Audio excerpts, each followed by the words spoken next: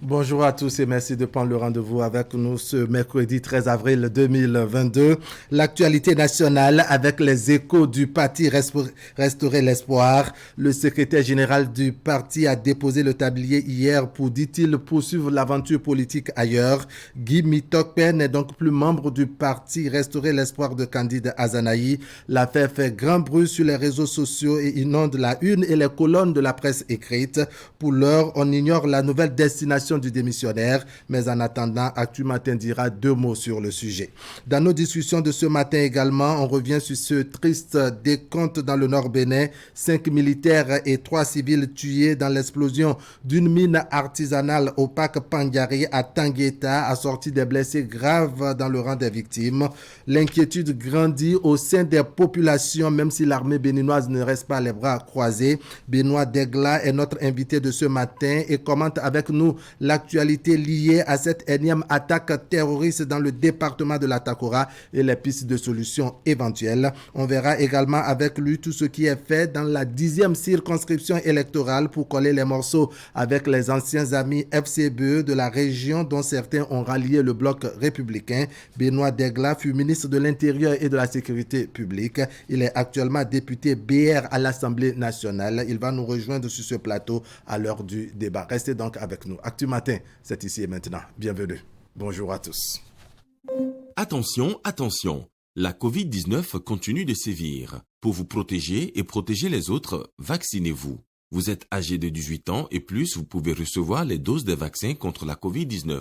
Vous avez 12 ans et plus, le vaccin Pfizer peut vous être administré. Alors faites le geste qui sauve. Rendez-vous dans les postes de vaccination implantés dans les formations sanitaires de votre arrondissement et de votre commune ou appelez le 136 pour tout renseignement. Les vaccins contre la COVID-19 sont sûrs, efficaces et gratuits.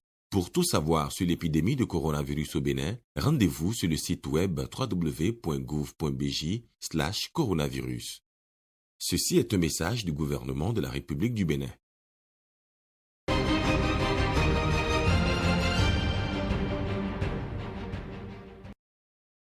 Allez, on va à la consultation des premières informations telles que relayées par nos confrères de la presse écrite. On va commencer par le quotidien Fraternité, ouverture de la première session ordinaire de l'Assemblée nationale. Le porte-parole du Parlement annonce une période d'intense activité.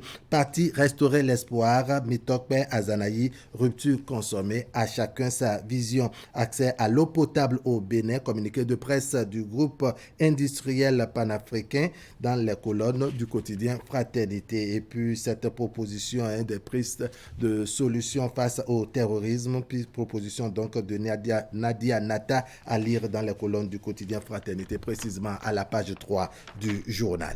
À la une maintenant de Le Matinal, parti Restaurer l'Espoir, Azanaï Mitokpe divorce consommé. Quel point de chute pour le jeune acteur politique, s'interroge Le Matinal. Et puis récurrente attaque terroriste au Bénin, les propositions de Nadia Nata.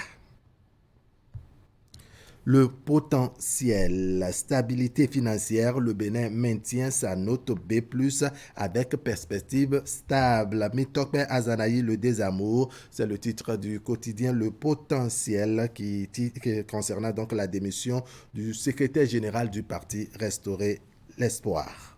Les 4 vérités à présent. Démission du parti Restaurer l'Espoir, Guy Mitokpe Tundo à Candide Azanaï. Et puis Bénin, la Fondation Malerosso invite le peuple béninois à bannir les anciennes et mauvaises pratiques et accompagner le président Patrice Talon. Le leader du jour à présent, conférence de presse du porte-parole de l'Assemblée nationale, James William Gbagidi, annonce les grands dossiers inscrits à l'ordre du jour de la première session ordinaire de l'année 2022. Et puis il y a le ministre de l'enseignement secondaire, Kwaro Yves Chabi, qui dope le moral aux inspecteurs à quelques semaines seulement des examens de fin d'année.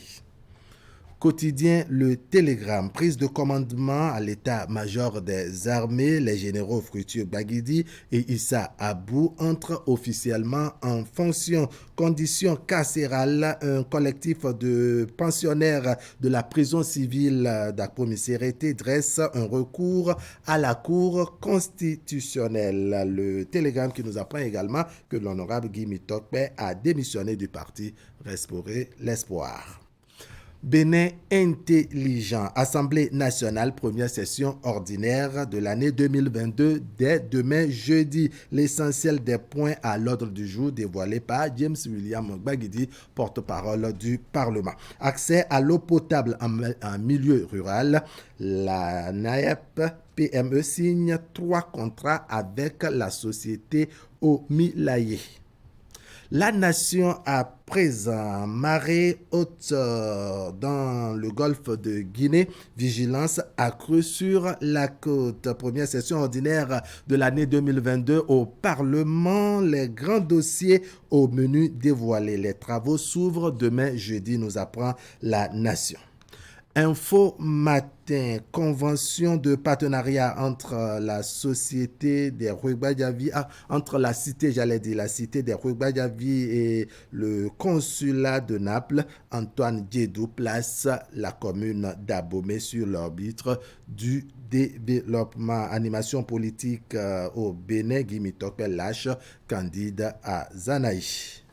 L'autre quotidien, rencontre annoncée de Patrice Talon avec les leaders syndicaux, le relèvement du SMIC et des salaires en bonne place des discussions. Revue du secteur de l'énergie au 31 décembre 2021, le tableau de bord au beau fixe et prometteur. Voilà, on va revenir à la une du quotidien Fraternité, ouverture de la première session ordinaire de l'Assemblée nationale. Le porte-parole du Parlement annonce une période d'intense activité. Et puis parti, restaurer l'espoir. Guy Mitokpe, Candide Azanaï, rupture consommée. À chacun sa vision. Allez, achetez Fraternité et vous avez le reste des détails. William Cliquant, bonjour. Bonjour Wahab, bonjour à tous. On a quoi dans le bulletin ce matin? On retient que les signatures sont apposées, que plus rien ne va empêcher la couverture nationale en eau potable à l'horizon 2030. Le projet conçu pour atteindre cette ambition du gouvernement est acté. Les entreprises devant réaliser les ouvrages hydrauliques d'alimentation en milieu rural ont signé leur contrat d'affermage avec les autorités béninoises. Dans un autre volet de l'actualité, la joie au cœur des musulmans porteurs de handicap à Djougou. Vivres et autres denrées alimentaires leur sont offertes pour passer au mieux le temps de consécration du mois de Ramadan. Un don de l'association Alpha Taka à la place de l'indépendance de la ville. C'est à suivre dans le mini-journal dont Wahab Alikbara est en ouverture.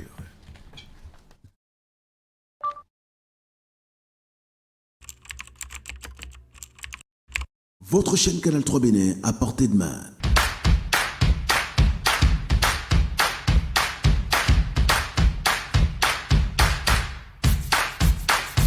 Découvrez désormais, depuis votre smartphone ou tablette, toute l'actualité nationale et internationale, vos émissions préférées de la chaîne Canal 3 en live 24/24, où que vous soyez, à travers son application disponible en téléchargement libre sur Play Store. Canal 3 et sur le www.canal3television.com, vous êtes les bienvenus. Canal 3, la passion de l'image.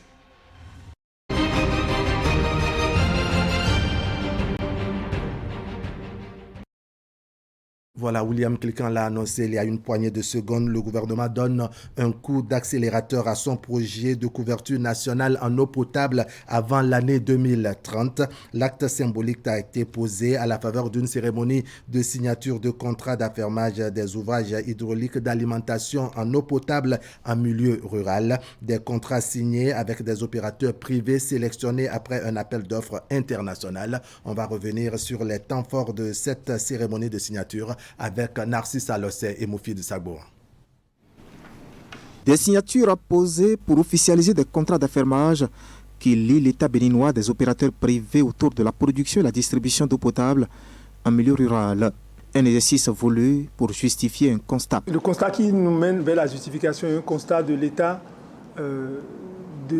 d'exploitation et de maintenance des ouvrages que nous sommes venus voir en 2017, avec un taux de panne très, très élevé, et surtout avec une disparité de tarifs et d'absence de régulation totale.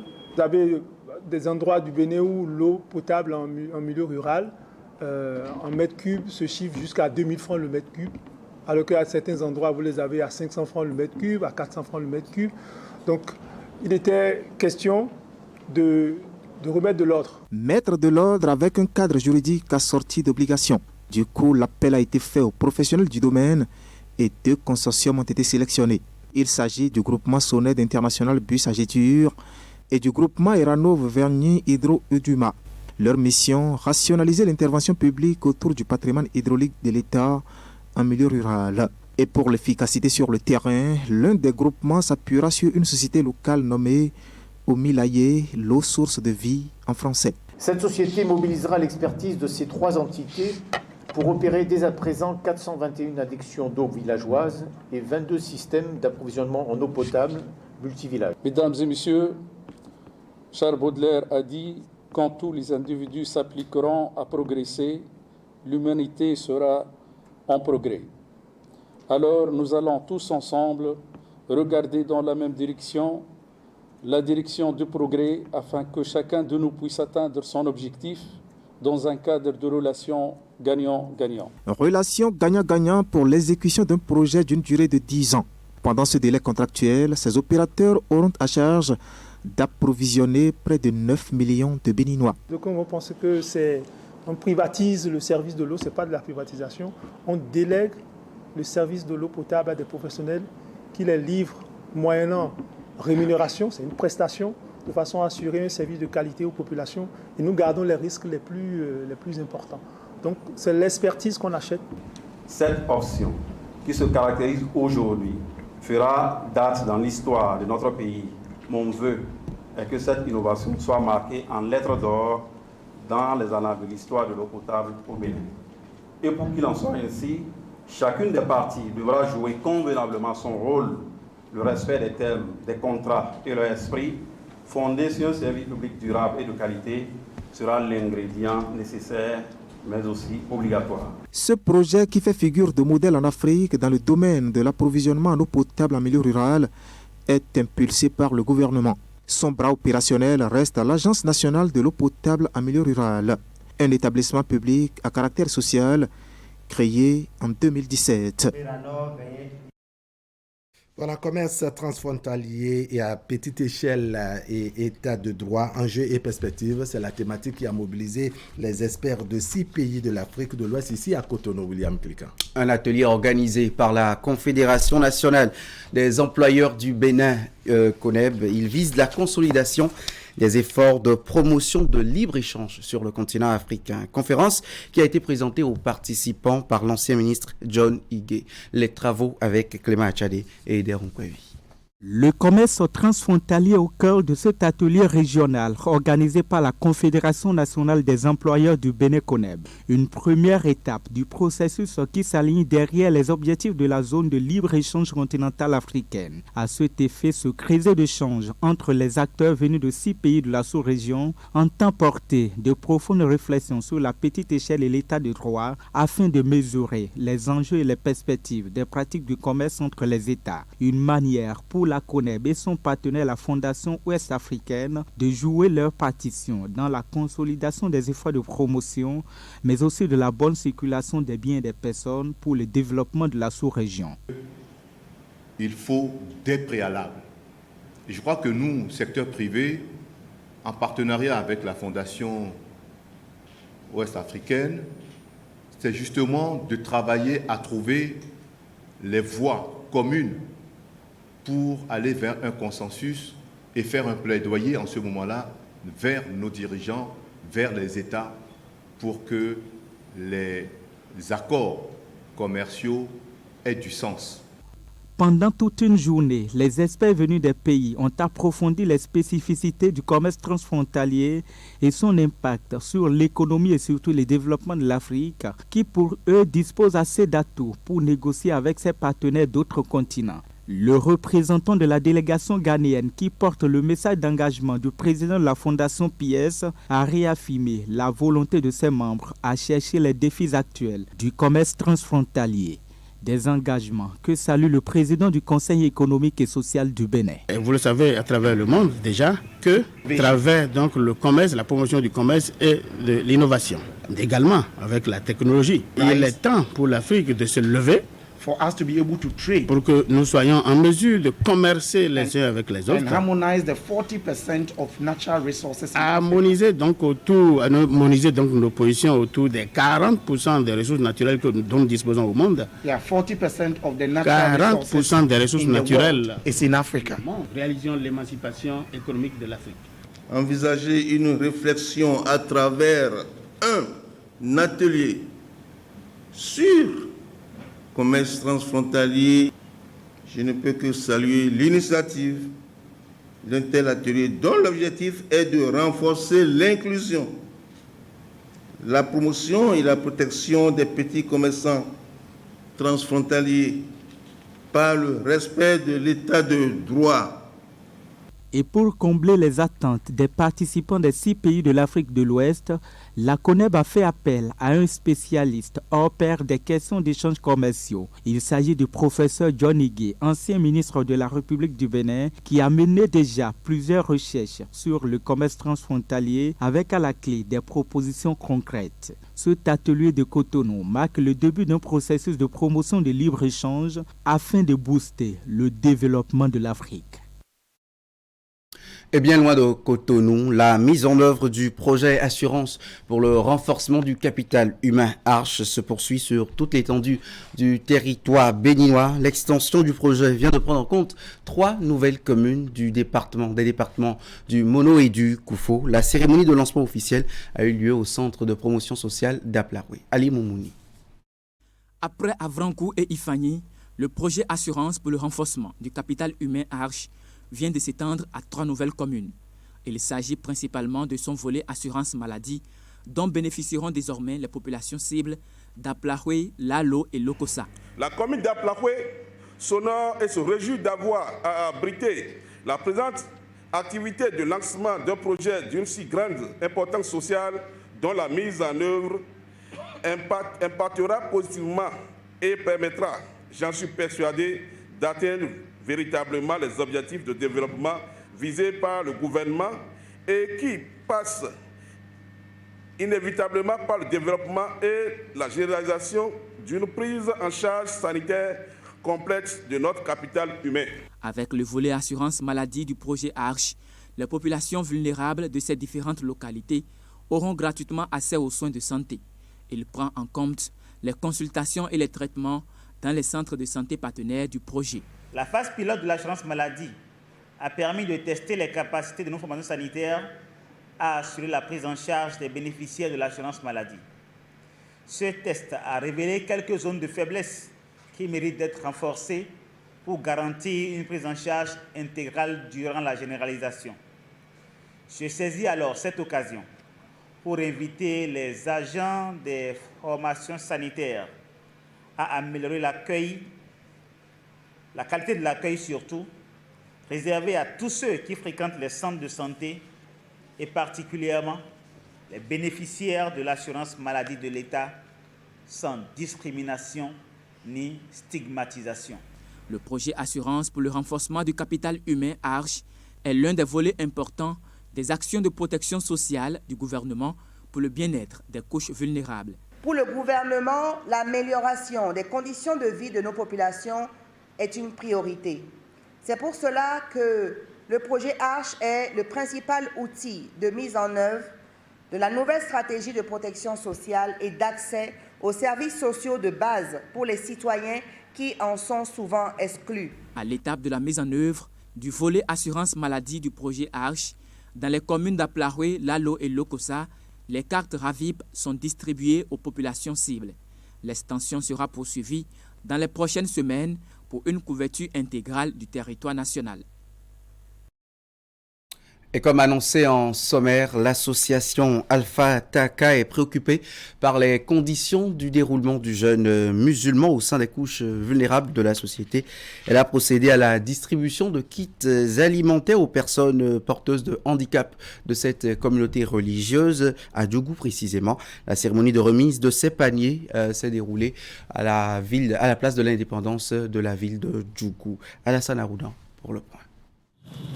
Cet acte symbolique empreint de générosité consacre la remise de kits alimentaires aux personnes handicapées du Septentrion.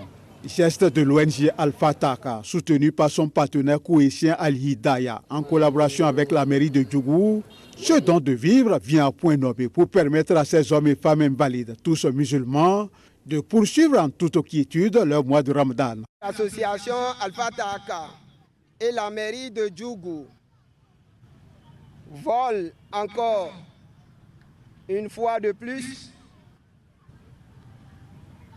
aux côtés des handicapés du Septentrion avec des vivres. Ces kits permettront à ces personnes handicapées d'être plus que jamais soulagées. Je remercie le Tout-Puissant. Je remercie l'association Al-Hidaya de Koweït.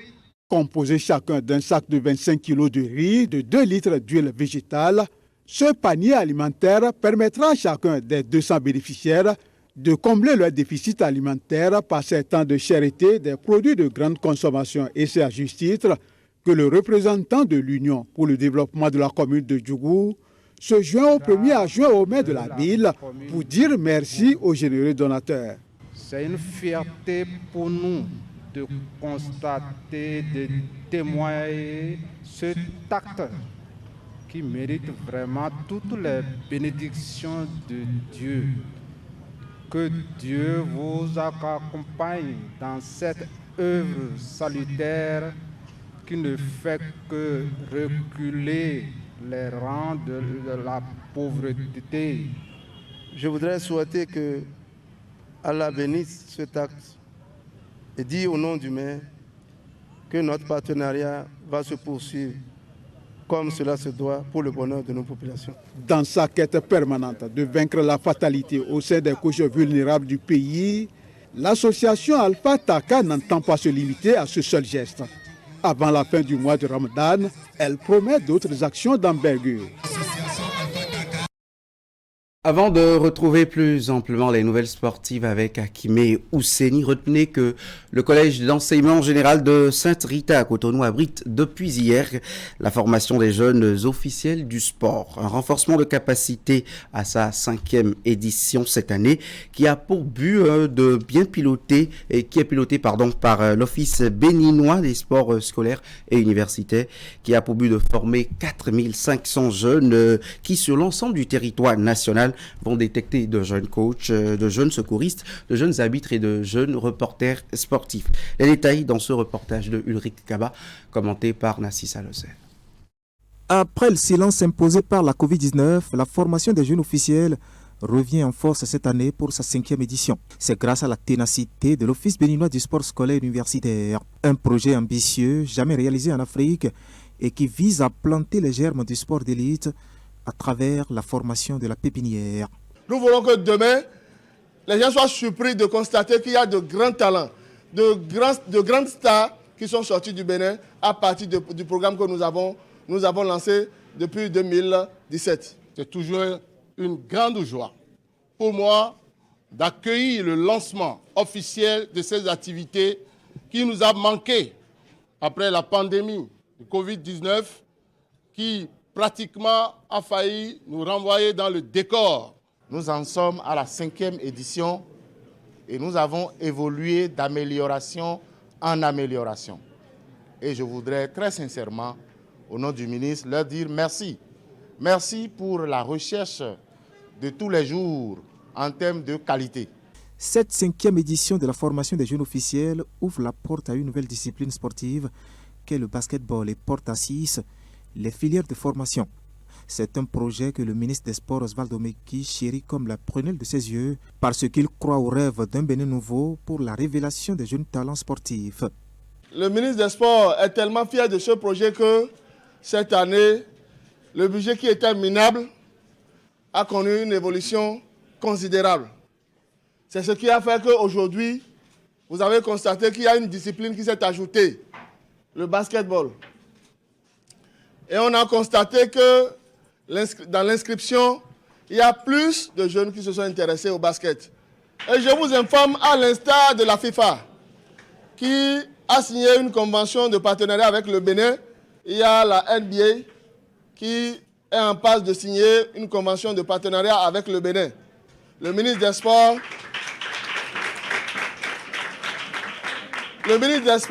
est à pied d'œuvre pour que dans les jours qui viennent, nous ayons une convention de partenariat avec cette grande école de basket qui constitue la NBA.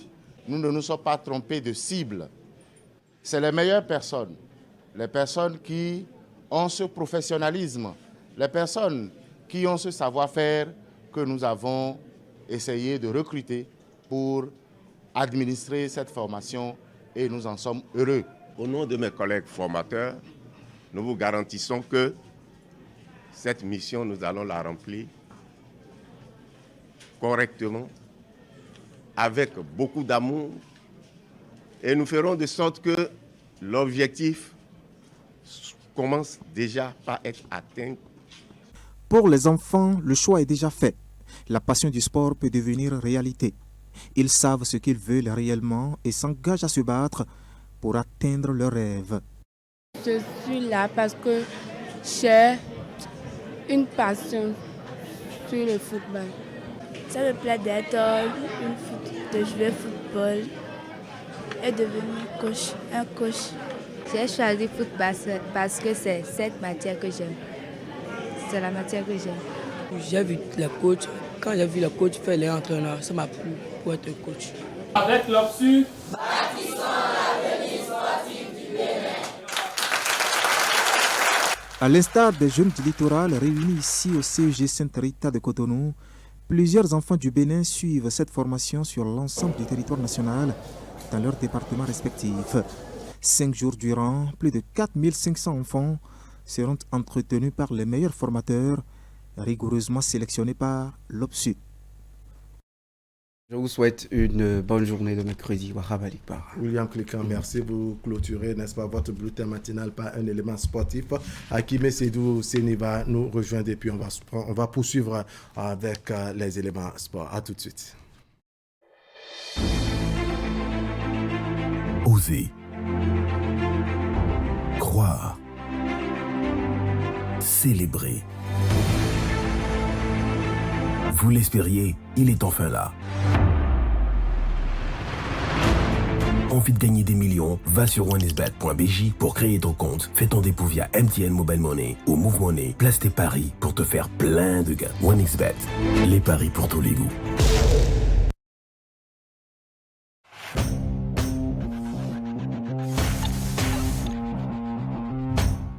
Chers clients, partenaires et abonnés du groupe de presse Fraternité, pour toute commande et information relative à nos produits et prestations à Fraternité FM, Fraternité, Canal 3 Télévision, appelez les numéros suivants aux heures et aux jours ouvrés.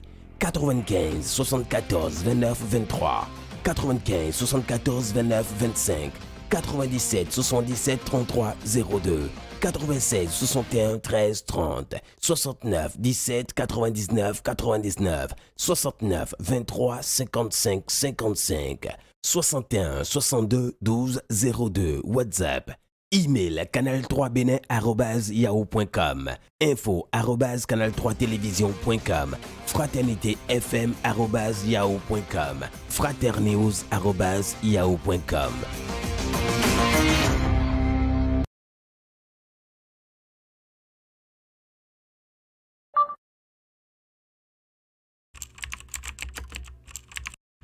Votre chaîne Canal 3 Bénin à portée de main.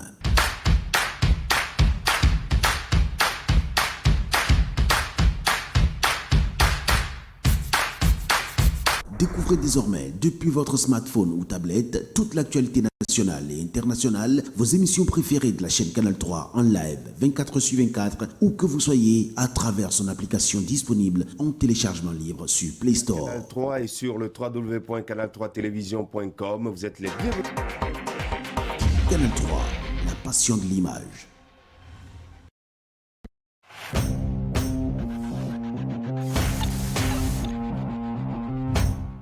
Chers clients, partenaires et abonnés du groupe de presse Fraternité, pour toute commande et information relative à nos produits et prestations à Fraternité FM, Fraternité, Canal 3 Télévision, appelez les numéros suivants aux heures et aux jours ouvrés. 95 74 29 23, 95 74 29 25, 97 77 33 02, 96 61 13 30, 69 17 99 99, 69 23 55 55, 61 62 12 02, WhatsApp. Email canal3benin@yahoo.com, info@canal3télévision.com, fraternitéfm@yahoo.com, fraternews@yahoo.com.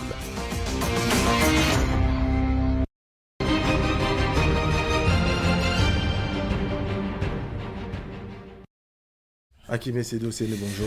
Wahab Alekpara, bien bonjour.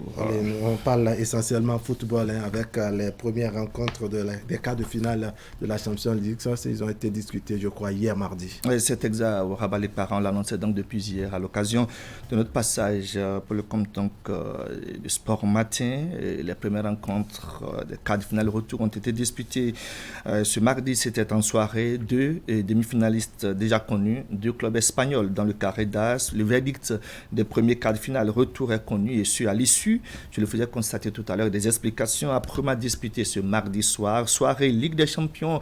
Et bien franchement, des émotions sont passées par là. Tenez, Real Madrid, Chelsea au coup d'envoi.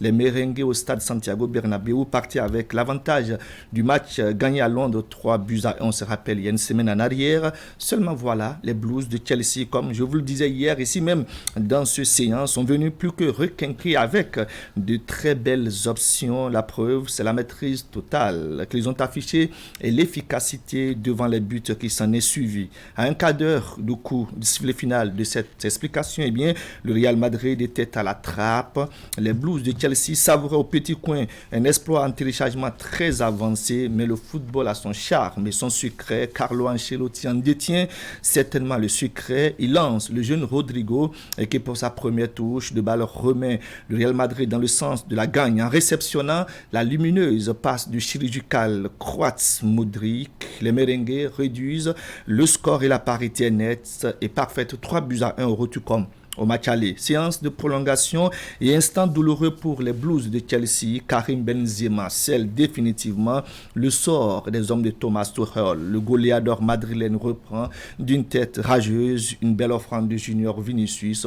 3-2. Le score ne changera point. Au cumul, 5-4 pour les merengues. 4 buts sur l'ensemble des deux rencontres pour le Français. Le Real Madrid en demi-finale de la Ligue des Champions. Eh bien, les champions en titre sont tout simplement sortis de la compétition. Ils vont nourrir des regrets à cette angosce qu'on retient de cette affiche entre ces deux formations. Le Real se qualifie pour les demi-finales. Ça fait la 5e fois, bien évidemment, que le Real sort donc à cette étape de la compétition. Un champion en titre. Et 4 fois, et bien sur les 5, le Real a été sacré vainqueur de l'épreuve. Est-ce que ce serait le cas? Eh bien, pour cette édition, la question reste tout entière. On répondra quand on se retrouvera pour parler des rencontres de la demi-finale à partir donc, bien évidemment, de demain, puisque les dernières affiches sont prévues pour ce mercredi. Regret également du côté de l'Alliance Arena Wahab où le Bayern Munich s'est fait surprendre par le sous-marin jaune. Eh bien, les Bavarois et les techniciens Nagelsmann se sont vus tout beaux, trop fort, trop grand en réception de Villarreal, pourtant champion en titre de l'Europa League. L'ouverture du score a mis du temps. Robert Lewandowski, le Polonais, donc permet à sa formation d'établir la parité, mais bien malheureusement, eh bien, il y avait un Nigérian qui est passé par là, Chukwueze, qui permet donc à Villarreal de rétablir la parité. Un but partout sur l'ensemble des deux affiches. Eh bien, Villarreal s'impose par le score de 2-1 et donc composte ainsi son but qualificatif pour le carré d'as de la Champions League. Deux clubs club espagnol en demi-finale. Le Bayern le Grand a été éliminé, déposé à domicile, ainsi que le champion en titre, les Blues de Chelsea. Eh bien, les dernières rencontres des quarts de finale, les prix vont se disputer ce mercredi très rapidement. Jette un coup d'œil sur les deux affiches. Wahab, l'Atlético Madrid reçoit à domicile le club anglais de Man City. Au match aller. Man City s'est imposé par le score d'1-0. Liverpool a dominé du côté donc de Lisbonne. Le Benfica par le score de 3-1. Deux rencontres très ouvertes avec un léger avantage pour les Reds de Liverpool qui sont imposés à match aller 3-1. Mais quand on se réfère à ce qui s'est passé hier entre le Real et puis les Blues de Chelsea, eh bien il faut porter, je dirais, des gants. De toute évidence, l'avantage reste donc pour Liverpool, mais au terme du temps réglementaire, on saura qui c'est qui va confirmer. Il peut y avoir des surprises. Exactement, comme ça semblait être le cas hier. C'est vrai que les Blues de Chelsea, c'est un cran au-dessus donc de Benfica. Ce ne sont pas les mêmes formations, ce n'est pas la même réalité, ce n'est pas la même performance, bien entendu.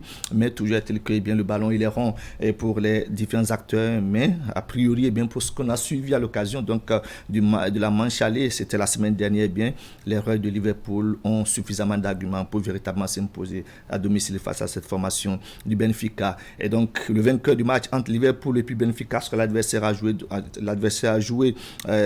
du vainqueur du match plutôt du Villarreal, vainqueur de sa rencontre hier face donc au Bayern, et puis le vainqueur du match entre Man City et puis l'Atlético Madrid affrontera le Real Madrid à l'occasion des demi-finales de cette compétition. Pour l'heure, on connaît 2 qualifiés, on attend les 2 derniers. Ce sera Wahab à l'issue des 2 dernières rencontres prévues pour ce soir. Les matchs vont se disputer à partir de 20h pile. Demain, on va se retrouver Wahab pour faire le point, en même temps qu'on mettra l'accent bien évidemment sur les affiches des demi-finales de la plus prestigieuse des compétitions européennes. Football, toujours retour au plan national pour nous intéresser cette fois-ci à ce qui fait notre actualité footballistique. C'est bien les rencontres au programme de la 10e journée de la Super Ligue professionnelle. Pas de repos puisque c'est bien évidemment la phase retour ainsi qui débute à l'occasion bien évidemment de cette 10e journée. Rencontre à suivre ce mercredi. Ayema reçoit Coton Football Club. C'est le leader actuel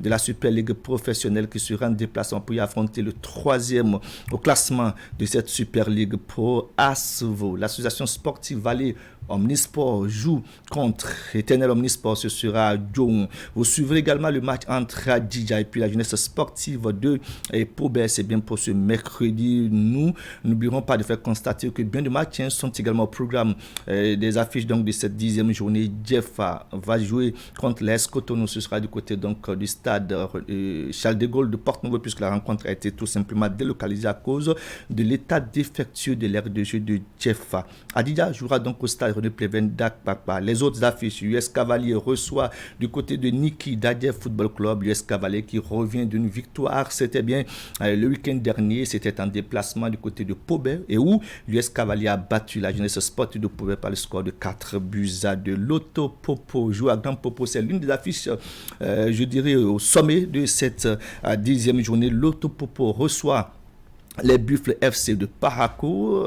C'est une affiche entre le champion en titre et puis le vice-champion de la saison sportive dernière. Eh bien, si vous avez le temps, si vous êtes donc dans les encablures du Grand Popo, eh bien, ne vous faites pas raconter ou compter cette affiche entre ces deux formations. Il y a du lourd à suivre. C'est à 16h pile minutes. Il y a du lourd à suivre à l'occasion de cette affiche entre ces deux formations. Il y a des retrouvailles entre anciens coéquipiers. Eh bien, le match est annoncé pour être très intéressant. Dynamo d'Abomey, c'est le dauphin de Coton FC de Ouida. Dynamo reçoit donc du côté du stade de Goro Beke de Bembeleke, et puis l'autre, la dernière affiche au menu ou à suivre donc à l'occasion de cette 10e journée, c'est bien le face-à-face entre Espoir de Savalou et puis les Panthères de Djougou, les Panthères qui seront donc en déplacement. Voilà un peu, je dirais quoi, les rendez-vous à prendre ce mercredi dans le cadre de la Super Ligue professionnelle, c'est ici au plan national. J'en aurais fini. Lorsque je dirais un mot sur le football féminin, les féminins, waouh, vous les aimez très bien. Eh bien, elles... Pour ne pas dire nous les aimons très bien. Elles également ont joué les rencontres de la 12e journée, c'était bien le week-end dernier. Pour les téléspectateurs fans du football féminin, voici pour vous les résultats. Léopard FC a été battu par et puis Les Glaciers se sont séparés. Dosado 2 buts partout. Wingro a été une fois encore battu par Vigueur FC 5-0. AS Gamien également s'incline à domicile sur le même score face à Espoir de Cotonou 5-0. Décidément, des 5 buts ont été marqués à l'occasion de cette 12e journée. C'est bien Elite AC qui a déposé l'AS Lyon par le score également de 5-0. C'est bien dans la zone A. Et puis dans la zone B, les affiches et les résultats. Gazelle FC a été battu par Ainovi de Yasmine Djibril 4-1. La pépite qui fait sensation depuis quelques mois déjà ici au plan national. Usma et puis Tigres se sont séparés d'Ozado. 0 but par noté. La victoire de Blackstone sur Flèche Noire de 2-0. Enfin, Sam Nelly après le déçu sur Nadia Football Club 3-2. Ce sont donc les résultats des rencontres disputées ce week-end comme temps pour la 12e journée de la D1 féminine au niveau de la zone A et bien évidemment au niveau de la zone B. Wahab. En résumé, c'était l'espoir avec vous, Akime Sidoussine. Akime, merci. Restez avec nous. On va installer le plateau de discussion de ce matin. Emmanuel Nyambossou et Benoît Degla, députés BR à l'Assemblée nationale, vont nous rejoindre tout à l'heure. On va parler de l'insécurité dans le Nord Bénin avec cette énième attaque terroriste dans cette région du pays. On parlera également de l'animation de la vie politique dans la 10e circonscription électorale. Il y a eu qu'on a travaillé, n'est-ce pas, à coller les morceaux entre les anciens amis du parti Foscori pour un Bénin émergent. Certains d'ailleurs ont rallié le parti Bloc républicain. On verra de quoi cela retourne dans nos discussions de ce matin. Pour une meilleure productivité, vous avez besoin de matériel informatique de qualité qui répondent à vos attentes. Chez Microland Informatique, nos PC sont adaptés à vos besoins. Du 1er au 31 mars 2022, venez profiter de nos packs spéciaux PC et tablettes avec des réductions allant jusqu'à moins 40% et plusieurs accessoires vous sont offerts en cadeau. Visitez-nous vite dans notre showroom à Ganry, en face de la librairie Notre-Dame. Jusqu'à 12 mois de garantie. Service après-vente et livraison assurée. Contact vendeur 95 95 28 24. Microland, votre solutionnaire numéro 1 en informatique.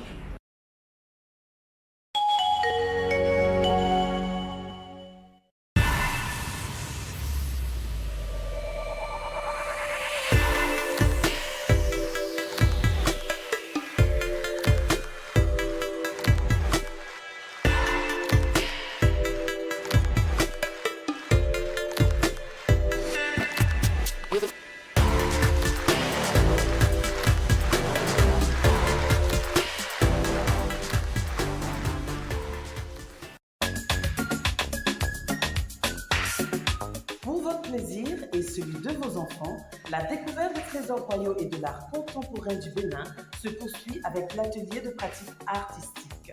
Public et gratuit pour vos enfants de 4 à 12 ans, c'est tous les samedis et dimanches à l'espace animation de l'Expo Art du Bénin de 10h à midi et de 14h à 16h à intervalle d'1 heure par atelier. Inscription à l'accueil ou au www.expoartbénin.bj/atelier-pédagogique. Renseignements au 00229 56 98 10 82.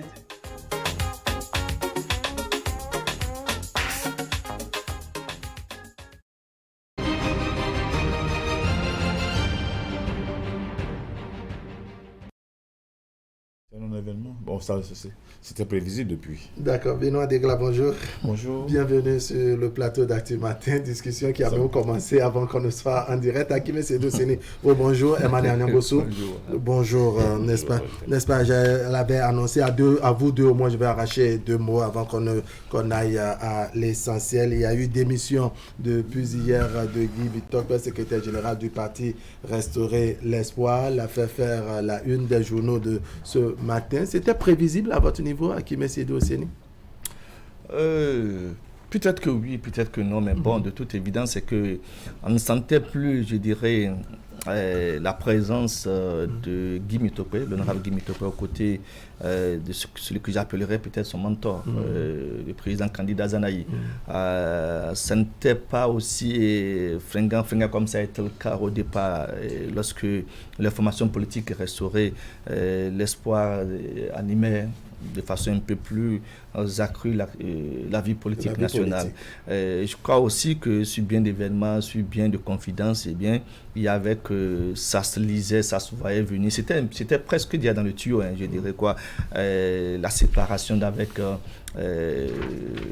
restaurer l'espoir. Et vous avez vu un peu comment est-ce que c'est élaboré sur la toile. Le président en parle et confirme qu'il a démissionné. Le secrétaire général adjoint, comme ça se fait un peu partout dans toutes les associations sérieuses, va assurer l'intérêt en attendant peut-être qu'elle ne soit confirmée. Ils ont pris acte de la démission de Guy Mitopé. C'est où sa destination? C'est là la grosse question. Mais pour l'avoir vu combattre aux côtés du parti Restaurer l'Espoir, pour avoir vu un peu, je dirais, la fougue avec laquelle Guy Mitopé s'impliquait et puis bien évidemment prenait position, je croyais qu'il y avait bien d'éléments qui présageaient de ce qu'il sentait plus, il n'avait plus son esprit et puis je dirais quoi. Vous l'avez senti totalement absent à un moment.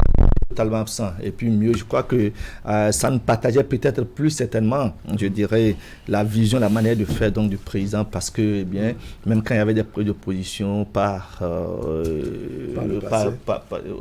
l'intermédiaire des réseaux sociaux, on ne sentait pas la présence de Guy Mitopé. Donc je crois que d'aucuns diront que ce n'est pas trop tôt, que il aurait dû plier bagage depuis très longtemps.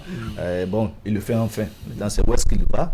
La question reste tout entière, surtout que nous sommes à quelques encablures de la législative de janvier 2023. Est-ce que la destination va être on verra si le parti de Benoît Degla est disposé à l'accueil. Quel parti ne sera pas disponible pour accueillir un certain Guy Mitopé que je connais quand même, qui a de la matière. C'est un jeune, puisque c'est le nôtre, on peut se le réclamer. C'est un jeune qui a quand même de la matière, qui a beaucoup de choses à apporter. Moi, j'ai même regretté son trop grand silence pendant longtemps sur bien le sujet, parce que c'est un jeune qui a quand même de la valeur. Et puis je crois que il va pouvoir bien rebondir pour qu'on puisse retrouver le Guy Mitopé qu'on a connu il y a des années en arrière. Emmanuel Nyamoussou, qu'est-ce que vous en pensez? Oui, Guy Mitopé, c'est quand même un jeune acteur politique très virevoltant et tout. C'est vrai que si il a quand même pu faire du chemin avec candidat Zanaï, que nous connaissons aussi très bien, c'est forcément parce que les deux partagent une certaine vision, une certaine manière de faire, une certaine vision de la politique chez nous au Bénin. C'est vrai que vous avez vu comment la démission ou je ne sais pas le départ a été annoncé. Je pense que c'est aussi la méthode des grands pour faire en sorte que au lieu qu'il fasse une déclaration tonitruante pour dire je démissionne et qu'il parte pour montrer un peu que voilà désormais entre lui et moi on ne s'entend plus, c'est plutôt le président du parti qui constate la démission. Je pense que c'est quand même aussi, dans cette méthode-là, ça me plaît bien, pour qu'on n'assiste pas à des déclarations tonitruantes et tout. Vu tout le temps que les deux ont passé ensemble, maintenant, le point de chute, je pense que... Une certaine courtoisie dans la manière de faire. Tout à fait, pour que le président constate même que l'autre a démissionné. Je pense que c'est ça. Ça évite des déballages, ça évite beaucoup de choses sur le terrain. Maintenant, jeune acteur politique, c'est vrai que depuis un certain temps, on n'a plus constaté sa présence aux côtés de Azana. C'est vrai que des rumeurs annonçaient depuis longtemps son départ. Maintenant que c'est constaté, on attend de voir où est-ce qu'il va chuter. Va-t-il chercher à travailler aux côtés de la mouvance présidentielle ou alors va-t-il adopter un certain silence? Je pense que si, jeune comme ça, il décide d'adopter un silence, ce serait suscité pour sa carrière. C'est certainement pour ne pas adopter, pour ne plus faire dans de la loi de l'omerta qu'il a déposé et bagage désormais. Et donc je crois que c'est véritablement pour prendre sa part de feu, pour prendre sa part de feu dans l'actualité grandiose politique que Guy Mitopé a fait l'option cette fois-ci donc de démissionner.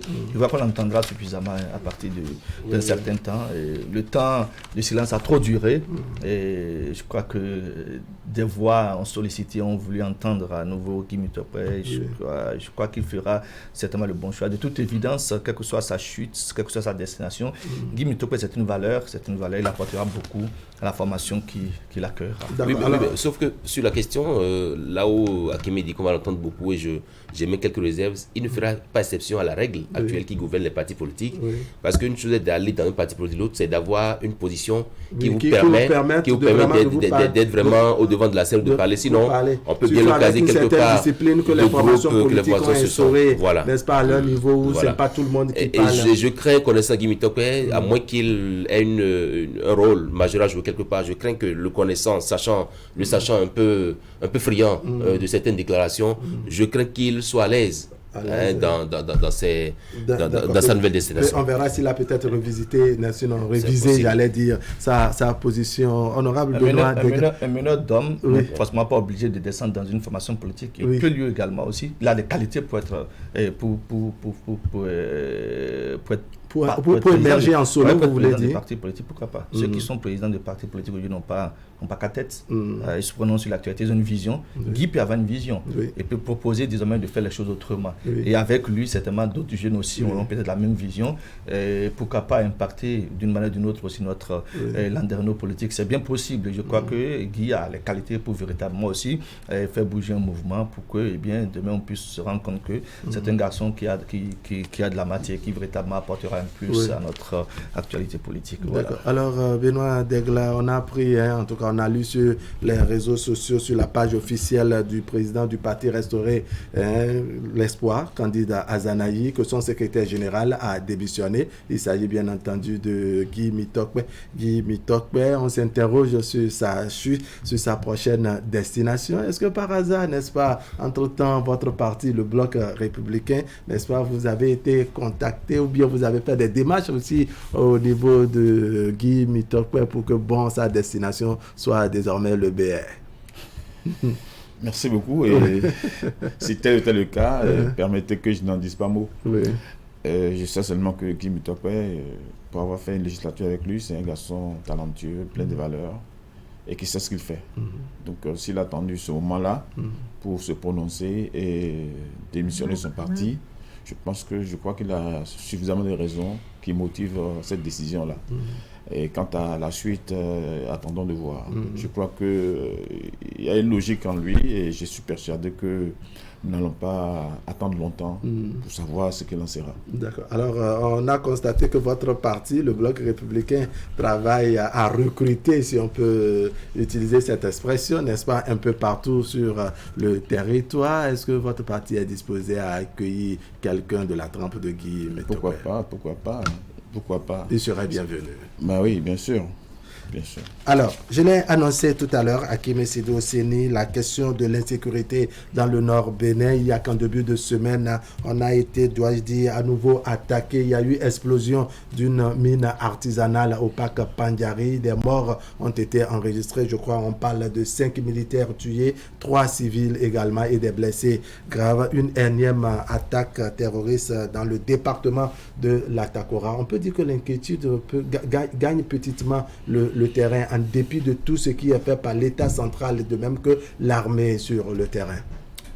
Face à des situations d'urgence, la manipulation des mots, et ça va être très très indispensable. Je ne dirais pas, parce que n'étant pas spécialiste des questions de sécurité, que il faut mettre l'accent sur l'inquiétude. Il faut plutôt rassurer les populations riveraines de la zone de Tangueta et environ de ce que certainement l'État central, puisque le rôle régalien de l'État central, c'est d'assurer aussi la sécurité des paisibles populations. Et donc rassurer certainement que des efforts et davantage seront faits pour sécuriser et assurer la quiétude des populations. Mais le constat qu'on fait, c'est celui dont vous parlez ce matin au Rabalipara. Il y a eu quand même de morts, il y a eu de blessés.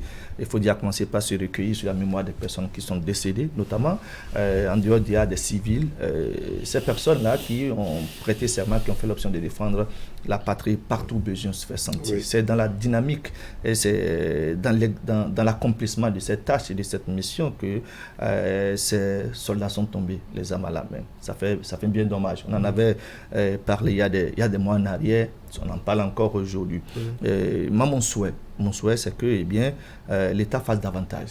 davantage pour que les populations, les pères et populations de Tangueta et environ se sentent en sécurité. Parce que tant qu'il n'y a pas cette quiétude, tant qu'il n'y a pas cette assurance de ce que on peut vaquer convenablement à ces occupations quotidiennes, il y a que ça devient un peu frileux. C'est pour ça que je crois qu'il y a du pain sur la planche pour le nouveau patron des Forces armées béninois. Il veut parler du général Fructueux Baguidi, qui certainement après sa prise de commandement hier ne tardera pas à descendre sur le terrain, parce que ce qu'on sait de lui, c'est que même quand il était récemment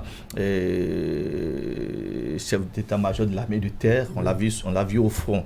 Et donc certainement parce qu'il fallait travailler donc à la passation de charge, il était donc à Cotonou hier. Mais j'avoue que le connaissant est très proactif et très réactif. Il va certainement être déjà en train de mettre les bouchées doubles pour que véritablement la zone se sente plus sécurisée et au grand bonheur des populations riveraines. D'accord. Alors Benoît Degra, comment vous avez accueilli cette information liée donc à cette explosion donc de la mine artisanale dans le nord du pays?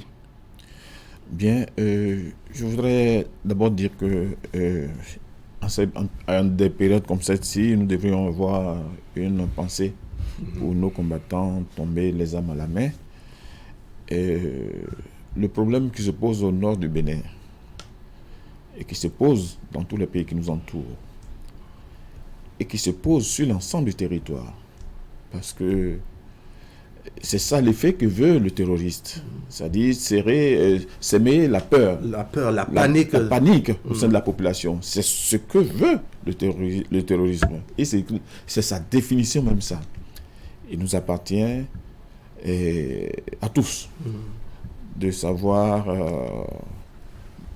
manœuvrer en matière de communication et ne pas tomber dans le piège de ceux-là, de ces bandits de grand chemin, qui sèment cette terreur-là dans le nord de notre pays.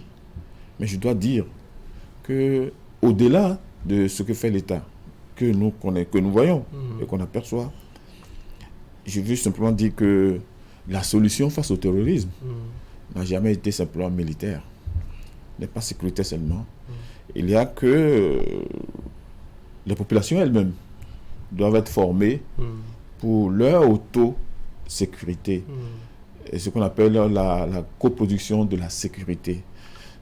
En cela, il n'y a que l'éducation, la collaboration avec la société civile, et dans le cas dont nous en parlons, ce qui est là aujourd'hui, qu'on puisse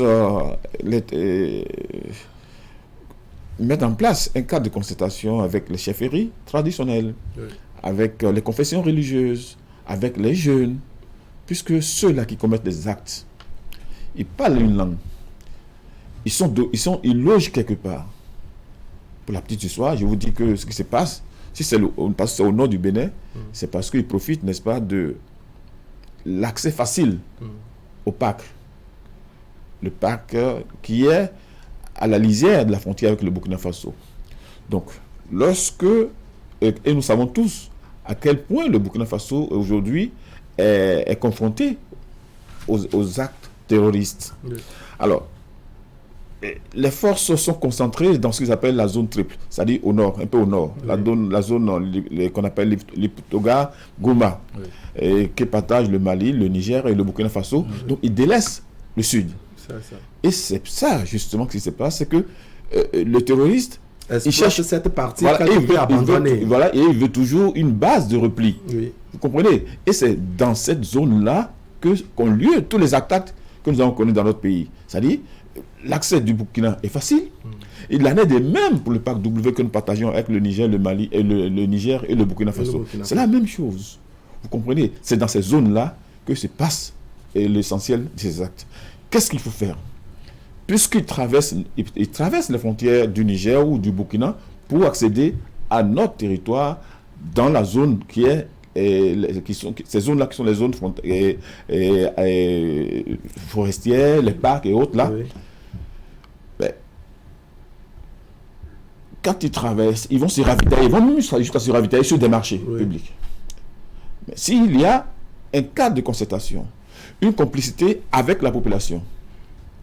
On peut aider à circonscrire le mal. Parce que nous ne sommes pas, Dieu merci, nous ne sommes pas encore au djihadisme. Nous ne sommes pas encore djihadistes, nous sommes à l'état, nous sommes face à des terroristes. Mais le terrorisme, il peut naître partout. Oui. Il peut naître ici dans votre chaîne, dans votre chaîne de télévision. C'est l'accumulation des frustrations qui donne lieu à ça. Donc, la mère du terrorisme, c'est l'extrémisme violent. Cet extrémisme-là qu'il faut éviter qu'on ait à tout prix n'importe où dans notre pays. Parce que quand ce n'est pas fait comme ça, tout le monde peut céder à la tentation. Puisque ceux-là qui viennent, ils recrutent parfois des gens au sein de nos populations. Contre quoi? Contre 50 000, contre 100 000, ils les recrutent pour les combattre. Mais si l'éducation est faite de manière à ce que chacun se reconnaît patriote, que l'emploi aux jeunes devienne une chose aisée, et que les forces de sécurité quadrillent suffisamment, je pense que notre pays ne peut pas être une cible permanente pour les terroristes. Dieu merci, nous ne remplissons pas encore, nous n'avons pas tout ce qui caractérise les critères, les causes essentielles. Les causes essentielles voilà. Dieu merci, nous ne sommes pas encore là. Et quelles sont ces causes très rapidement, Benoît Degla? Oui, elles sont multiples. Nous avons des causes socio-économiques. Socio-économiques. Tout à l'heure, je parlais de l'emploi. Et lorsque nous avons des litiges anciens, non réglés, par exemple, les problèmes entre communauté entre agriculteurs et éleveurs, quand c'est pas réglé, lorsque une partie du pays pense que il est moins développé à l'autre partie du pays, les plans politiques, lorsque les solutions définitives ne sont pas apportées de façon appropriée, l'autre partie pense, on pense il y a une accumulation de frustration. Et sur le plan religieux, sur le plan religieux, on ne doit pas permettre que des églises ou des lieux de culte se créent n'importe où et n'importe quand sans autorisation. On nous parlera de la loi de 1901, mais je crois que cette loi, elle est vieille déjà. C'est une vieille ancestrale qu'il faut avoir une loi ancestrale qu'il faut avoir le courage d'amender aujourd'hui. De toiletter. Ah oui, de toiletter, parce qu'aujourd'hui, ceux-là qui nous ont imposé cette loi, aujourd'hui, ils ne l'appliquent plus comme ça, parce qu'on ne peut plus créer un lieu de culte ou une mosquée, une église et autres sans demander d'autorisation. Vous avez vu ce qui s'est passé dans la zone de Savalou? C'est une église qui s'est créée comme ça, et puis voilà, et qui diffuse des informations. Oui, à même de susciter la violence dans la tête. Donc ça rend ceux-là qui sont les adeptes de ces églises-là, de ces religions-là, ils cèdent facilement beaucoup plus à la tentation. Et c'est ça qu'il faut éviter pour que les gens n'aient pas à recruter facilement sur notre territoire. Oui. Alors, Emmanuel Niambossou, est-ce que vous sentez que de plus en plus, on vend la peur, je dirais, à nos populations, surtout le Nord Bénin, qui plusieurs fois est déjà attaqué? Oui, c'est comme l'a dit Akimé, il faut, dans ces genres de situations, il faut savoir quel langage utiliser. Oui. L'IEC, quel type de langage utiliser pour que la population ne panique pas. Oui. Parce que justement, le but du terroriste, c'est d'entraîner une certaine panique pour montrer que oui, il arrive à atteindre ses cibles. C'est déjà heureux qu'au Bénin, on n'assiste pas à des attaques répétées. Vous avez vu, il y a une certaine accalmie, c'est vrai qu'on a dénoncé. Avant l'attaque du début de la semaine, on était en février. Voilà, et donc ça veut dire que tout compte fait, on sent que des efforts sont faits par le Bénin et les autres pays de la sous-région pour pouvoir quadriller un peu et pour pouvoir contrôler. Ce qui est arrivé, une mine artisanale, je pense également que c'est parce que ces terroristes ont eu le temps de pouvoir poser ces mines-là. Je pense que ce qu'il faut, et c'est mon intime conviction, c'est qu'on puisse donner les moyens qu'il faut, qu'on puisse trouver les moyens pour peut-être organiser le survol de la zone, pour faire en sorte que on puisse voir comment, je sais pas, ne pas permettre à des gens d'avoir le temps de poser ces éléments, parce que c'est aussi ça. Et comme l'a dit l'honorable également, travailler à faire en sorte que la population soit concernée par ce qui est fait dans la région. Beaucoup de choses à la fois pour le général Fritou Bagdi qui a pris fonction hier. Je pense que c'est un homme de terrain. Il saura trouver les solutions qu'il faut. Akime Seydou Séné. Non, je crois que nous on peut peut-être porter des gants pour se prononcer, pour élaborer sur cette question. Mais l'honorable Benoît Degla, pour avoir été ministre de l'Intérieur, doit pouvoir de la sécurité publique devrait pouvoir nous permettre, je ne dirais pas de circonscrire le mal, mais de beaucoup plus en avoir le cœur net. Est-ce que, en tant qu'honorable député, parce qu'il me rappelle que récemment, quelques mois en arrière, on a vu certains de vôtres en gilet pare-balles dans la zone de Kandé environ. Je ne sais pas ce que ça a apporté en termes, je dirais, de plus-value dans la lutte contre cette question d'insécurité. Est-ce que le sujet, est-ce que vous l'abordez? Parce que vous êtes les représentants du peuple. Si le peuple n'est pas en sécurité, vous devrez d'une manière ou d'une autre en répondre. En termes de questions au gouvernement, puisque vous avez comme mission de contrôler l'action du gouvernement, c'est-à-dire vous intéressez à ce qui se fait en termes, je dirais, de dispositions. C'est vrai que vous ne viendrez pas étaler sur la place publique, je dirais, les questions sécuritaires de la République, mais est-ce que le sujet, vous l'abordez? Autre chose, c'est qu'en tant qu'ancien ministre de l'Intérieur et de la Sécurité publique, est-ce qu'il vous est arrivé avec votre collègue actuellement en poste d'échanger aussi sur la question, peut-être parce que vous avez une certaine expérience en la matière.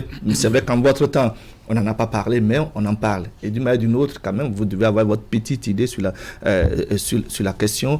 Est-ce que le sujet, il est abordé non seulement au niveau des honorables députés que vous êtes, c'est même député, je ne stigmatise pas la zone, mais député de cette partie de notre pays. Est-ce que vous l'abordez, cette question? Et secondo, comme je l'ai dit, c'est quoi vos batailles d'expérience? Est-ce que vous êtes allé au niveau étatique pour comprendre un peu ce qui pourrait expliquer la situation que nous vivons en ce moment, du côté donc de la zone de Tangueta et environ?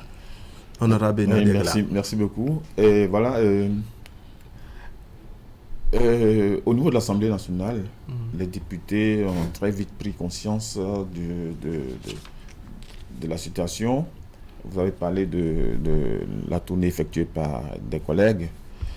Mais en dehors de cela, il y a, avec le concours de partenaires, il y a eu des ateliers qui ont été organisés pour permettre aux députés de s'approprier un peu le phénomène. Et là, je sors d'un atelier qui a duré une semaine sur l'ensemble du territoire, à Dassa et à Grand Popo, où on prépare tous les députés de l'Assemblée nationale, où il était question de tous les sujets liés au terrorisme. Donc aujourd'hui, c'est pour mieux les outiller. Et la phase suivante consiste, n'est-ce pas, à mettre en œuvre des recommandations qui consistent à aller vers les populations, les rassurer, expliquer et proposer ensemble et trouver des solutions par rapport à la collaboration qui doit exister entre ces populations-là et les forces de l'ordre, entre ces populations-là et leurs élus, parce que le partage de l'information semble être un élément essentiel. Et ce travail est en train d'être fait. Et vous savez, le gouvernement n'a pas attendu les premiers actes posés par les terroristes pour prendre conscience que les frontières d'un pays doivent être sécurisées. Et vous savez, la BGF, qui est l'agence béninoise de gestion intégrée des frontières, et joue ce rôle-là, c'est essayer de marquer la présence de notre pays à travers la construction d'écoles, de centres de santé, de commissariats, ou de pôles, etc., etc. Parce que c'était pas ça. Ce que nous avons aujourd'hui au niveau du Burkina, vous savez ce à quoi c'est dû? C'est parce que nous avons, au nom de la coexistence pacifique, au nom de le voisinage, la question de bon voisinage entre le Bénin et le Burkina, nous avons laissé plusieurs dizaines de kilomètres, n'est-ce pas, C'est quelque peu abandonné. Je ne pas dire, voilà, où nous n'avons pas, où nous ne sommes pas intervenus. Attendez, où nous ne sommes pas intervenus. La frontière de Burkina Faso est à un point donné, mais c'est sur plusieurs dizaines de kilomètres qu'ils ont construit la voie bitumée jusqu'à Port-Gard. Alors, le Burkina réclame cette zone-là. Comprenez? Et nous avons un dossier au niveau de la Cour internationale, au niveau de la Cour internationale. Mais pendant ce temps, le Burkina a érigé des infrastructures. Et il fait de ceux-là qui y vivent des Burkinabés. Mais il a fallu que la BGF arrive pour pouvoir contrecarrer un peu l'assaut de ce pays voisin. Et c'est dans cette zone que se trouve le parc. Vous comprenez? Qui a été délaissé. Et donc nous avons... voilà, c'est des voisins, nous sommes ensemble, le pays de l'entente, le pays de la CEDEAO, etc., Nous avons un peu délaissé la chose. Mais quand la BGF est arrivée, les priorités ont consisté à faire en sorte que notre président soit marqué. Et ce n'est pas que là. Même avec nous avons les mêmes problèmes. Même avec le Nigeria, n'en parlons pas. Mais quant à la seconde phase, bien sûr que nous échangeons, le gouvernement, les députés, que je dis que nous sortons d'un atelier qui a duré une semaine. Nous sommes conscients, il y a des recommandations, et très très prochainement, c'est même en cours de rédaction, où le gouvernement sera appelé à nous expliquer un certain nombre de choses. À l'atelier, l'armée était fortement représentée.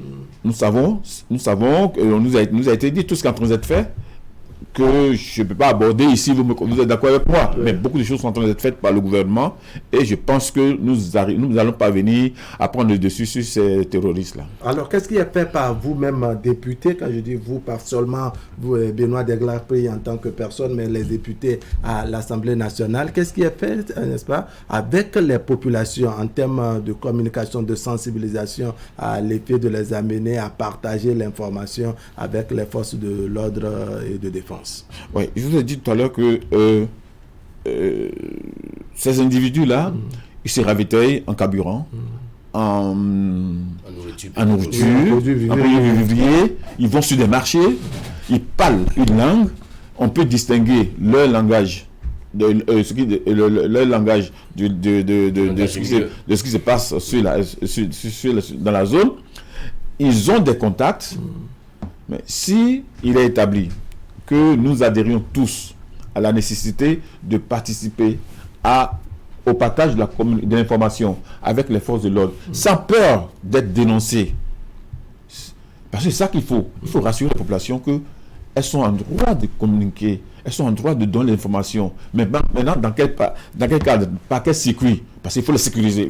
Il faut que ces populations-là soient rassurées que lorsque nous donnons l'information, lorsque le roi reçoit l'information, qu'un de ces sujets, qu'un de ses fils, ça donne à ces actes-là, ou alors il s'en va, il va voir les gens de l'autre côté, il revient et il recrute.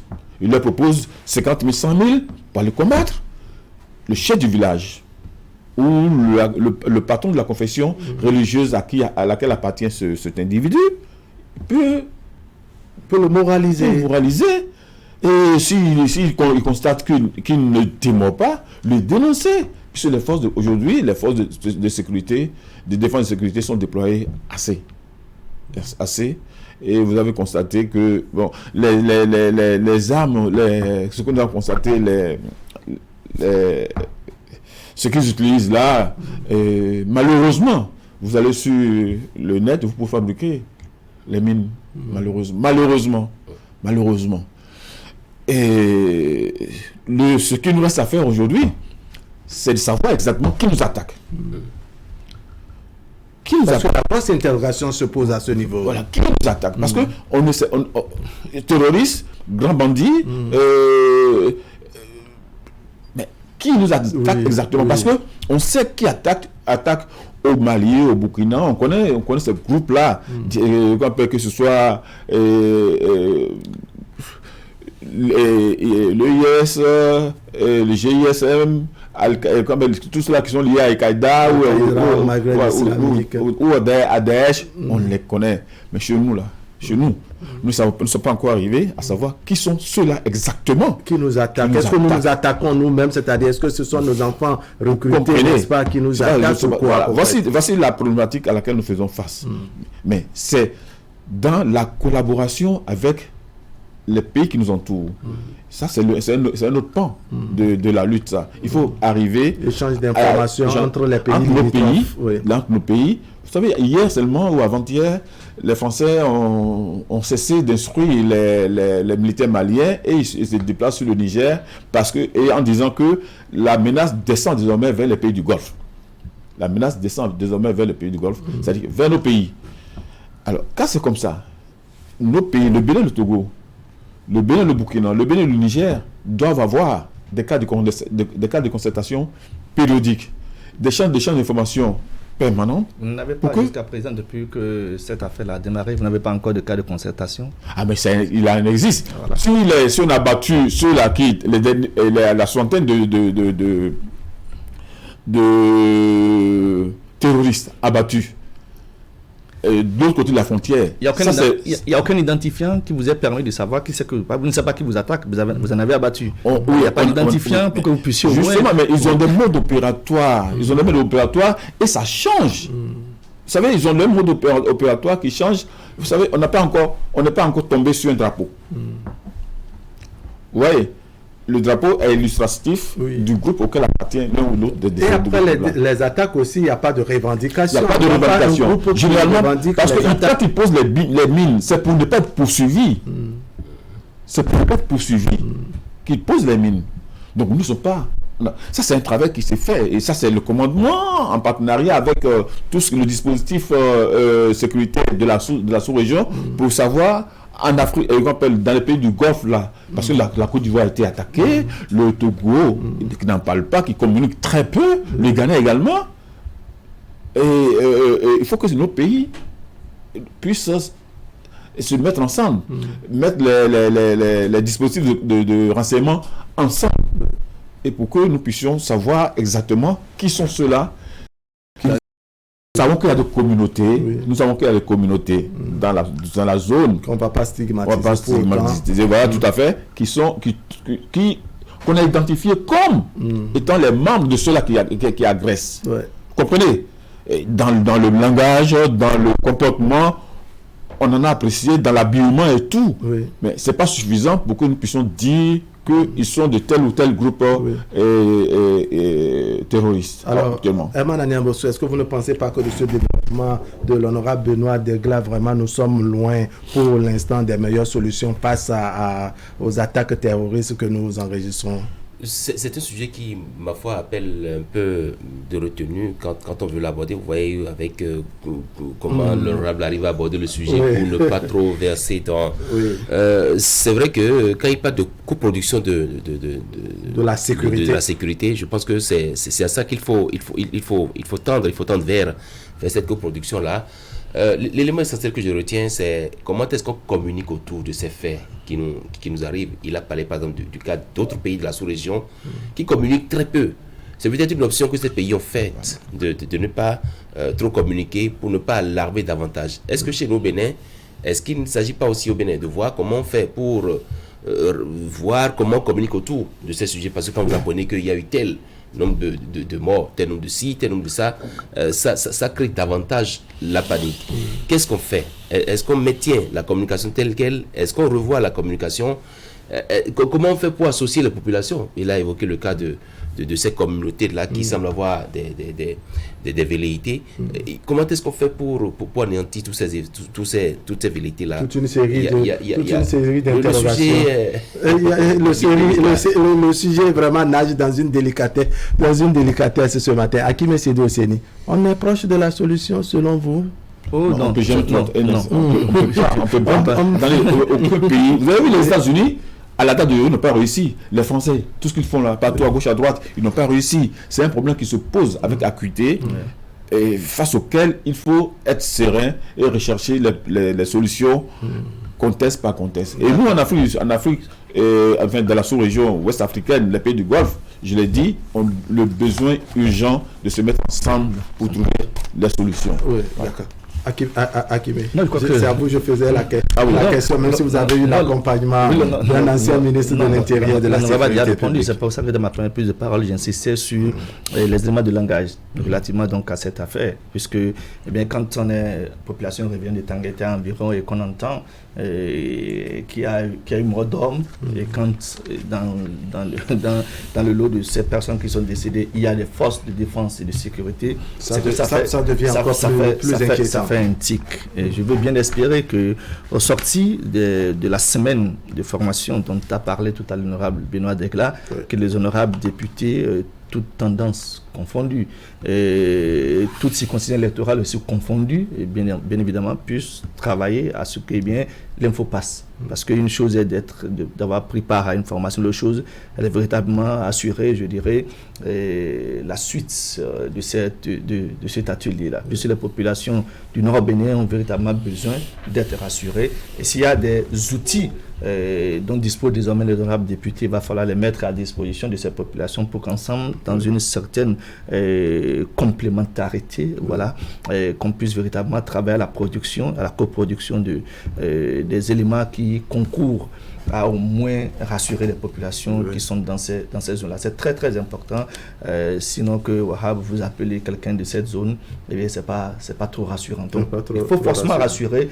puis la période s'y prête. Nous tendons déjà dans la période de la saison pluvieuse, et c'est aussi des éléments qui peuvent aussi participer peut-être à ne pas véritablement rassurer. Les hautes herbes un peu partout, ça peut aussi cacher, je dirais, des personnes mal intentionnées. Et si jusqu'à présent on n'a pas encore identifié ceux avec lesquels la lutte est menée, c'est qu'il y a toujours un problème. Donc je crois qu'il importe véritablement que l'information passe, que la coproduction soit l'élément privilégié, et que les populations aient la possibilité et l'assurance de pouvoir véritablement dénoncer, parce que quand on ne dénonce pas, ça pose un problème. On est espérer donc la collaboration des populations avec les forces de l'ordre, espérer également que le nouveau chef d'état-major, n'est-ce pas, puisse prendre la mesure de la situation. De toutes les façons, n'est-ce pas, on a eu les éclairages de l'honorable Benoît Degla qui reste avec nous pour que maintenant on aborde une autre thématique, l'actualité politique dans la 10e circonscription électorale, n'est-ce pas? Il y a que les choses ont quelque peu bougé. On se souvient des événements de 2019, en tout cas après l'élection, pour ne pas dire les élections législatives, après l'élection présidentielle également. Apparemment, il y a eu stabilité. On a lu sur les réseaux sociaux, on a entendu par endroits également le mea culpa de ceux-là qui, ma foi, avaient été, je dirais, impliqués dans ces différents événements. Il y en a même eu de ralliement, n'est-ce pas, au sein du bloc républicain. Honorable Benoît Degla, qu'est-ce qu'on retient concrètement? Oui, d'abord, je voudrais qu'on salue le courage de ces jeunes-là qui ont compris que dans un pays comme le nôtre, où les défis sont nombreux, on ne peut pas se mettre en marge de la société. C'est de ça que je parlais tout à l'heure, quand je parlais d'extrémisme. Refuser de se mettre en marge de la société et intégrer les règles démocratiques, accepter de pratiquer les règles démocratiques, c'est ce que ces jeunes-là ont décidé de faire. Et nous ne pouvons que les encourager tous ceux-là qui sont encore dans cette posture-là à revoir leur position, parce que notre pays a besoin de tous ces enfants. C'est vrai, le week-end, nous avons été avec ces amis-là de la 10e qui ont marqué les échéances électorales de 2019 et même au-delà, avec de par leur comportement mêlé de violence et tout, et le refus d'accompagner le processus. Mais aujourd'hui, le mea culpa, je crois que c'est lu par tout le monde, ils l'ont proclamé haut et fort, et leur arrivée dans l'animation politique désormais est une très bonne chose. Et c'est d'abord ça qu'il faut voir. Ce n'est pas le ralliement qui est la chose essentielle, mais que nous puissions désormais dire qu'il y a un apaisement qui s'annonce, puisque ceux-là qui pouvaient être instigateurs d'un certain nombre de choses sont aujourd'hui sont revenus à des bons sentiments, se sont rendus disponibles, n'est-ce pas, pour accompagner le chef de l'État ils se sont rendus disponibles pour animer politiquement, au vrai sens du mot, la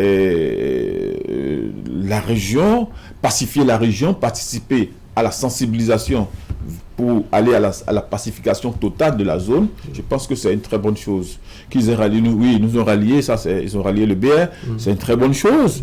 Nous en sommes très heureux d'en être là, parce que nous ne sommes pas les seuls partis de la zone, mais ils ont pensé que le BR est le parti par lequel leurs objectifs pourraient être mieux atteints, leurs objectifs politiques. Et nous l'avons reçu, et c'était avec beaucoup de plaisir que nous avons eu à échanger avec eux et à passer de bons moments ensemble.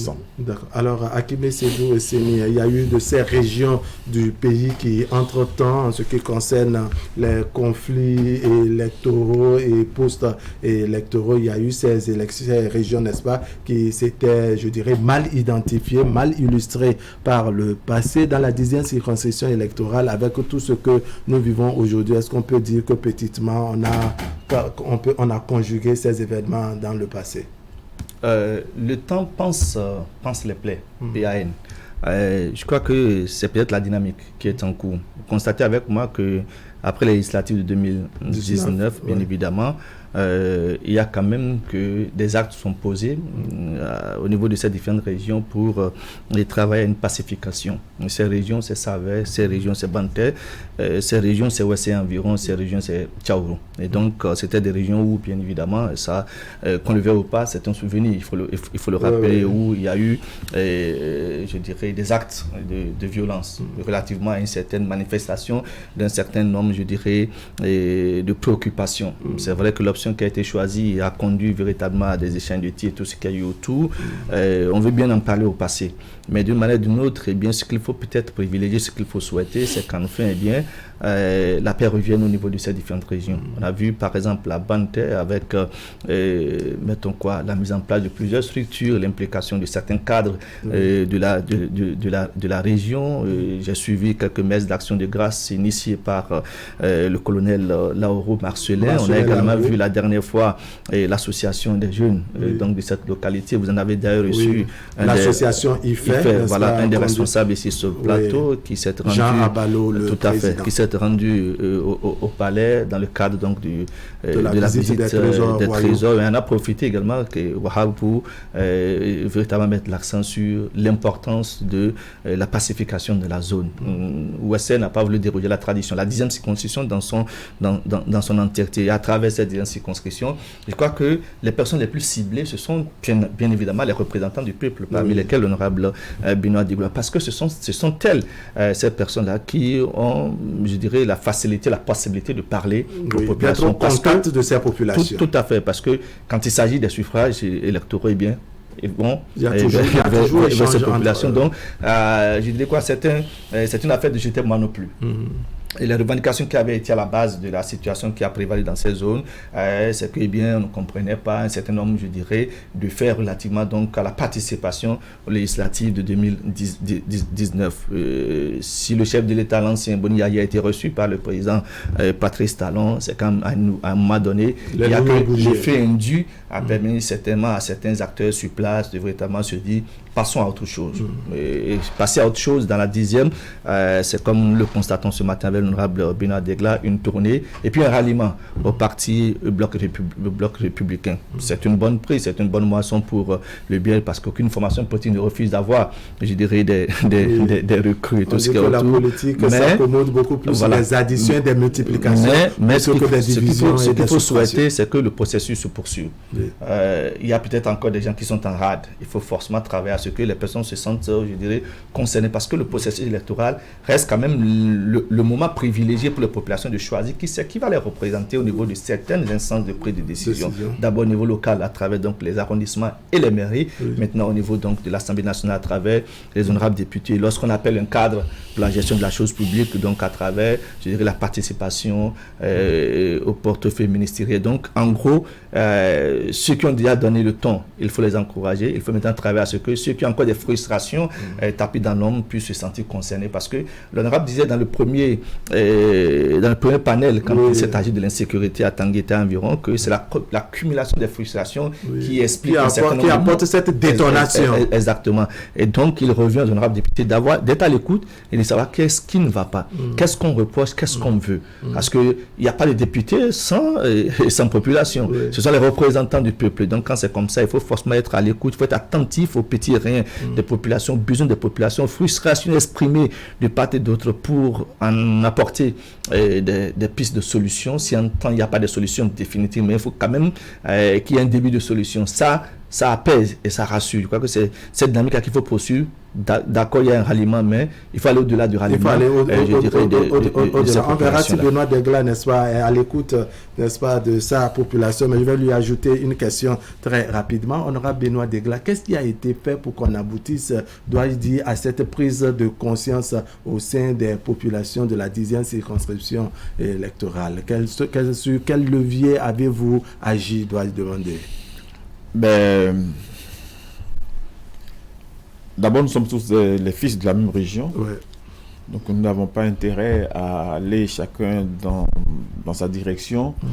Parce que rien de fondamental ne nous sépare, en fait, ne nous oppose. Et lorsque vous arrivez à mettre en place la méthodologie qui consiste à choisir les bonnes personnes pour la médiation, pour la conciliation, on aboutit à des résultats comme ceux que vous avez constatés. Nous sommes partis parce que avec beaucoup d'humilité, vers les frères, et nous avons échangé, on a mis en face tout ce que nous gagnons en étant ensemble et ce que nous perdons lorsque chacun va dans sa direction. Et je crois que nous avons été écoutés, il y a eu des partenaires qui sont intervenus, et je crois que ça jouera que la mobilisation, la mise ensemble des forces et tout ça, tout ça c'est fait. Je pense que nous avons, comme il a dit, nous sommes dans la démarche pour détecter. Partout il y aura encore des zones, des gens en rade pour voir comment ramener tout le monde. Pas nécessairement pour qu'ils adhèrent au BR, mais pour que la zone, lorsqu'on parle pendant les crises électorales, pendant les élections, que ce soit des moments de ferveur, que ce soit des moments de fête, que cette zone-là cesse d'être étiquetée comme zone rouge. Vous voyez, c'est une partie du Bénin, c'est une zone du Bénin, et cela, il faudrait que nous puissions, il faudrait qu'on puisse dépasser cela. Vous voyez, ça ne fait pas fier d'être, c'est pas la joie de dire qu'on appartient à une zone où pendant les élections vous avez du mal à vous y rendre. Ou si vous êtes dans la zone, pour vous en sortir, c'est la croix et la bannière. Pourquoi ? Qu'est-ce qui nous divise alors que nous avons le développement, nous avons un retard criard en matière de développement. Là, quand vous prenez les collines, vous prenez la 10e, nous continuons d'avoir des problèmes d'eau, nous continuons d'avoir des problèmes d'électricité, nous continuons d'avoir des problèmes de communication, nous avons des problèmes mais c'est des infrastructures. Vous pensez que la convergence des idées, l'union et la solidarité peuvent amener à corriger tout cela? Oui, bien sûr, puisque alors, l'avantage qu'on en tire, c'est que tout le monde s'assoit et pense ensemble. Contrairement à des situations où vous arrivez quelque part pour parler de l'eau, tout le monde n'est pas d'accord, l'eau n'est pas la priorité, l'autre pense à la politique qui est sa priorité, le problème de santé, nous avons des problèmes de santé, les centres de santé, nous n'avons pas le personnel qu'il faut, on n'a pas le matériel, mais si ensemble, nous pouvons chercher à rechercher les solutions, mais pourquoi pas? C'est ça le problème le plus important. Alors, on se demande jusqu'à quand cela va durer, c'est-à-dire cette solidarité ou cette union doit y retrouver, jusqu'à quand ça va durer? Est-ce qu'on ne va pas assister plus tard ou bien aux prochaines élections en 2023 déjà, n'est-ce pas? Elle va durer tant que cette solidarité va durer tant que chacun mettra l'humilité en place, son ego de côté et penser au développement de la localité. Tant qu'il a ça, je pense que la solidarité ira de l'avant. Et nous pensons que dans la République, il y a de la place pour tout le monde. Il y a de la place pour tout le monde. Il a dit, on n'a pas besoin d'être député pour servir sa nation, on n'a pas besoin d'être ministre pour servir sa nation, ni DG. Vous comprenez? Et aujourd'hui, nous sommes dans une politique qui incite les gens à se prendre en charge, à aller, à évoluer et à créer la richesse. C'est le créneau en fait du BR, vous voyez? Donc, pourquoi est-ce qu'on doit nécessairement dire que c'est en étant à tel ou tel poste qu'on peut? Non, le DG et le ministre ensemble peuvent aider d'autres à se rendre utiles dans la société, à créer de la richesse dans la société. Encore que le député ne crée pas de richesse. C'est ça. Vous comprenez? Donc voilà, autant d'éléments sur lesquels nous nous attelons et que nous à expliquer aux nôtres, voilà, voici comment il faut comprendre. Parce que nous avons des problèmes sérieux de développement qui sont plus importants que nous, chacun de nous pris individuellement. D'accord. Voilà. Chacun de nous pris individuellement. Quand on va approfondir la réflexion, c'est que les populations dont il est question, les zones que nous avons citées ce matin, Savet, Bantay environ, notamment, et la 10e avec, se plaignaient de se voir exclus du processus électoral. Je crois que je ne sais pas si dans les échanges que l'honorable Benoît Degla a eu avec les populations de la 10e, on en est arrivé à aborder ce sujet. Ce sont les sujets qui ont fâché. Des dispositions du code électoral n'ont pas permis à certains de leurs de se présenter donc aux législatives dernières. Il y a bien de choses. C'était des raisons politiques, essentiellement politiques. Est-ce que dans les échanges, Benoît Degla, il vous est arrivé d'aborder ces différents éléments parce que, eh bien, ce sont des populations d'accord, certains ont adhéré au bloc républicain, donc ne se retrouveraient plus en train de revendiquer les mêmes, ou plutôt d'exprimer les mêmes plaintes qu'il y a quelques années en arrière. Est-ce que les autres qui sont en rade, il vous est arrivé au moins de savoir si véritablement, eh bien, les lignes ont bougé? Parce que la plainte, c'est que, eh bien, ils ont été exclus du processus électoral. À l'occasion les lignes ont véritablement bougé.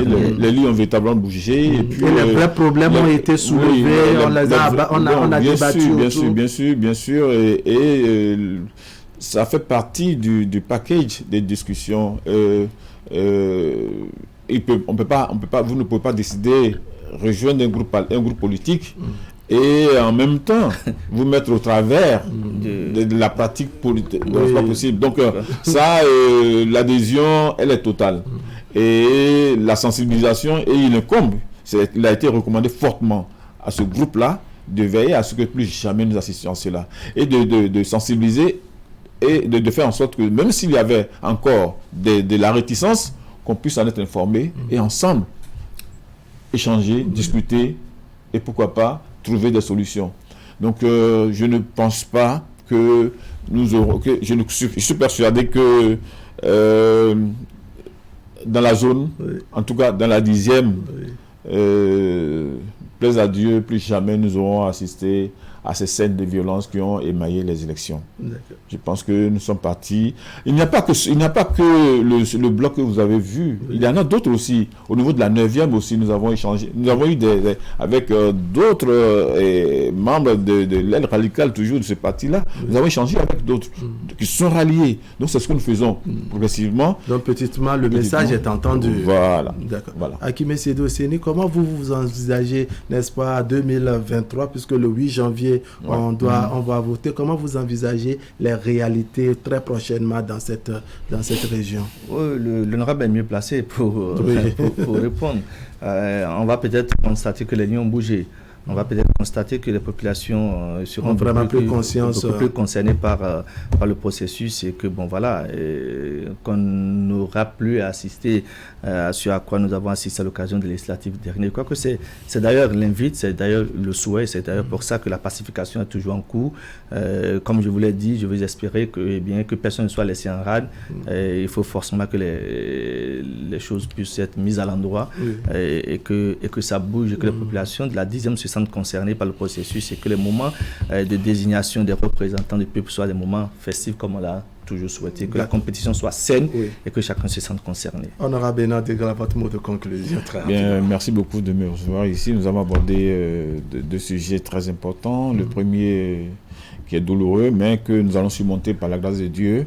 Le terrorisme, il est désormais une réalité dans notre pays, mais nous allons venir au bout de ce phénomène-là et notre gouvernement s'y attelle, et la population, la société civile et les partenaires, tout le monde ensemble, je pense que nous allons contenir ce fléau-là. On ne dit pas qu'on va vaincre à 100% le terrorisme, parce que nulle part au monde, depuis que ça a apparu, nulle part ça a disparu, mais avec beaucoup de vigilance, beaucoup de tact, beaucoup de stratégie, nous allons éviter à notre pays de tomber sous le coup, n'est-ce pas, des attaques violentes permanentes. Je souhaite simplement que notre pays continue dans cette lancée de pacification. C'est pas seulement dans la 10e, dans les autres pays, dans les autres zones aussi, et que nous voyons les défis qui sont les nôtres. On a passé la phase de la Covid, enfin la phase de la Covid encore là, et le terrorisme est là. Je pense que nous n'avons pas besoin de sombrer encore dans une autre situation, parce que c'est le développement qui prend un coup. Oui. Et quand on considère la volonté du chef de l'État de révéler véritablement ce Bénin à travers le PAG 1, le 2, je crois que nous devons prier fermement pour que la paix règne dans notre pays, pour que le patriotisme, n'est-ce pas, parce que l'éducation dont j'ai parlé, il va falloir que peut-être on a proposé au cours de l'atelier, il faudrait que les manuels scolaires en parlent suffisamment pour que le Béninois se sente patriote et fier. Voilà que dans le programme, le civisme a disparu. Oui, alors je dis, nous avons fait des recommandations, nous avons fait des recommandations très fermes. Il faudrait que quand même que nous avons fait des recommandations à l'endroit du gouvernement, des partenaires, d'un certain nombre d'institutions, pour que on forme l'homme nouveau, que tous le Béninois nouveau? Le Béninois nouveau, oui. Le Béninois nouveau, pourquoi pas? Parce que bon, il y a que nous avons nos enfants, nos jeunes frères ont besoin de se mouler d'un certain nombre de mouler dans un certain nombre de valeurs. Dans un certain nombre de valeurs qui les rendent, n'est-ce pas, fiers d'être béninois. Parce que on n'est pas bien de savoir que son pays est sous les crépitements des armes. D'accord. Comprenez? C'est ce que je veux dire. D'accord. Et ensemble, nous pouvons le faire. D'accord. Benoît Degla, merci. Ancien ministre de l'Intérieur et de la Sécurité publique, actuellement député BR à l'Assemblée nationale. Merci pour votre disponibilité. Akime Sédou-Séni. Merci. N'est-ce pas? Allez, on dit la loi est dure, mais elle reste la loi. Dans Durales, Cédles. Honorable, restez un peu avec nous. Si bien dans des situations, le partage de l'héritage fait appel à des allers-retours devant les tribunaux et les conflits familiaux, c'est bien sûr en méconnaissance donc des tests qui régissent le secteur. Durales, Cédles de ce mercredi vous replonge dans cette actualité avec Florent Nyansounou. Il est magistrat et actuel président du tribunal d'Abomey-Calavi. On va le suivre.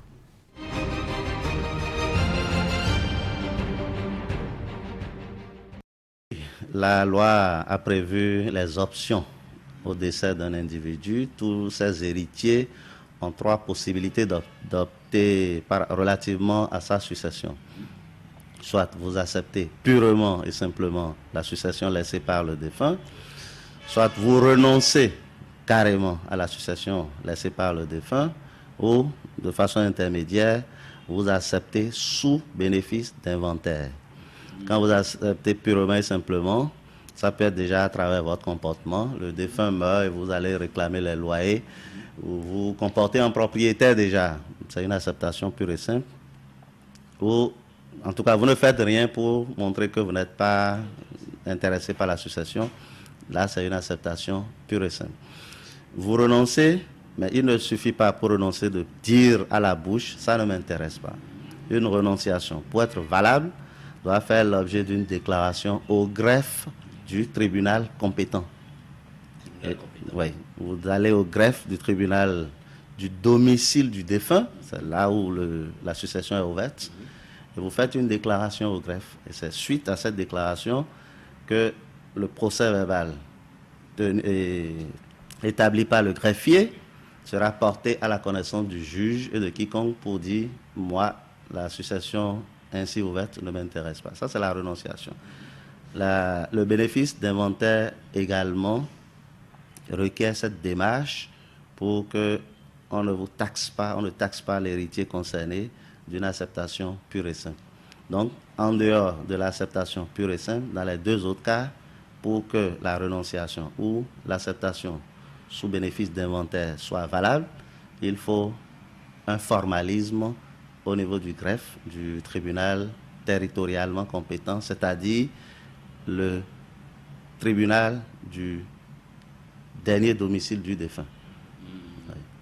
Alors, Florent Rény, en ce moment, nous allons évoquer une dernière question pour cette partie de l'entretien.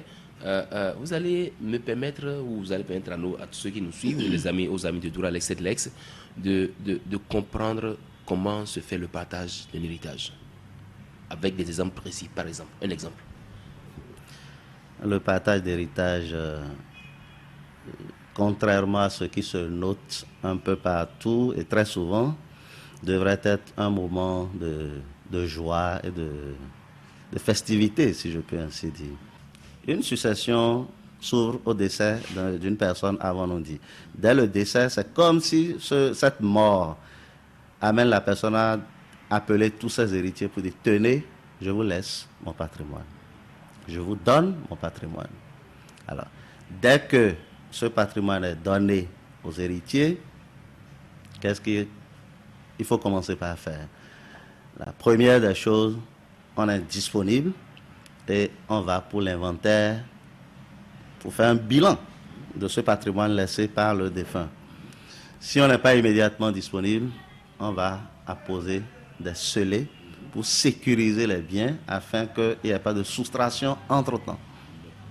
Alors, dès que les conditions sont réunies, on va pour vérifier le contenu. C'est ça que le législateur béninois a appelé la liquidation de succession. On va pour contrôler le contenu de ce patrimoine que le défunt a laissé aux héritiers en partant. C'est composé de quoi? Matériellement ou physiquement, on vérifie le nombre de biens mobiliers, le nombre de biens immobiliers, que ce soit corporel ou incorporel. On s'assure de la valeur de chacun de ces biens-là. Je prends ce bic-là, par exemple, votre portable. Bon, il nous a laissé un portable. Le portable à neuf coûte tel montant. À la date d'aujourd'hui, ça peut coûter à peu près combien? Si tous les héritiers s'entendent sur le montant, c'est bon, ça fait une valeur consensuelle. Si tous les héritiers ne s'entendent pas, que le consensus est difficile à dégager, l'expertise vient pour départager les uns les autres. Il suffira de saisir le juge, il leur donne l'expertise et l'expert viendra dire combien peut coûter tel bien.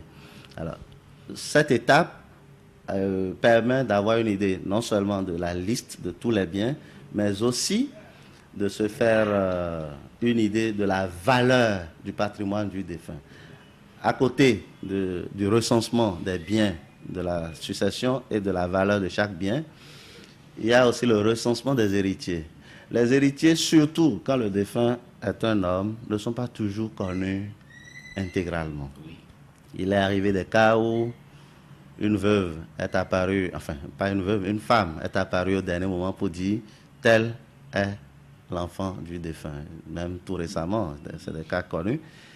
Et donc, pendant que l'on s'attendait à X héritiers, peut-être que héritier descendant, peut-être que un X plus 1 peut apparaître, X plus 10, voilà, peuvent apparaître au dernier moment. Et donc, le travail de liquidation consistera à aller rechercher tous les héritiers du défunt. Quand je dis héritier, c'est vrai, priorité est donnée aux enfants, mais au-delà des enfants, et c'est d'ailleurs à ce niveau que le problème se pose plus, il faut chercher parmi toutes les autres catégories. Mais de façon plus pragmatique, la loi est claire, dès que le défunt a laissé au moins un seul enfant, vous ne perdez plus le temps pour aller chercher dans les autres catégories que sont les collatéraux et les ascendants. Les ascendants étant compris comme père et mère. Voilà, père et mère du défunt, les collatéraux étant compris comme les frères et sœurs du défunt, et ainsi que les autres, les cousins, qui ne sont plus appelés à la succession dès lors que le défunt a laissé un enfant. Au moins un enfant. Une fois que ce travail de recensement des biens et des personnes laissées par le défunt est fait, l'on a une idée claire de la valeur du patrimoine. Entre-temps, j'avais parlé des charges et à déduire. Donc, quand tout ça est fait, c'est le travail de liquidation qui inclut aussi bien ça recensement que le règlement des différents legs, charges et autres. Ce patrimoine étant à la portée des héritiers, il leur revient maintenant de décider de ce qu'ils veulent en faire. Si les héritiers... D'abord, les héritiers ont 3 options à ce stade. 3 options. La première des options, c'est le partage. Il y a une nuance entre cette option en cours ici et la précédente. La précédente option, c'était à l'ouverture.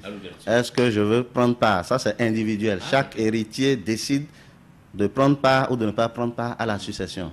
Il accepte purement et simplement, il renonce ou il accepte sous bénéfice d'inventaire. Ça, c'est à l'ouverture.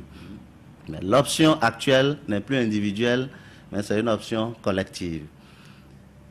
Et elle se présente sous 3 formes. Soit les héritiers décident de partager les biens laissés par le défunt intégralement, première possibilité. Deuxième possibilité, soit ils décident de ne toucher à rien et de maintenir le tout pour tout le monde. On parle du maintien des biens en indivision. Ils ont maintenant une 3e possibilité, qui est une possibilité mixte entre partager une partie des biens et maintenir l'autre partie en indivision. Donc, les héritiers vont opter. De façon générale, c'est souhaité que ce soit par consensus et que cela aille de soi. En cas de difficulté, ils vont saisir le tribunal qui pourra voir quelle est la meilleure option pour les héritiers.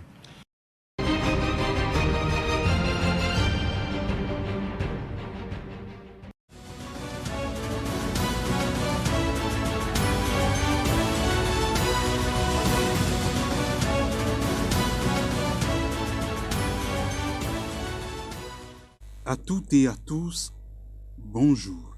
Ce matin, les médias accueillent les lecteurs avec une nouvelle un tant soit peu surprenante, la démission d'un ancien député du parti Restaurer l'Espoir, Guy Mitokpe. Le quotidien Les 4 Vérités titre alors que Guy Mitokpe tourne dos à Zanaï, prend son destin en main et veut continuer ailleurs ses activités politiques. L'événement précis renseigne que c'est à Zanaï lui-même qui annonce la démission de Mitokpe.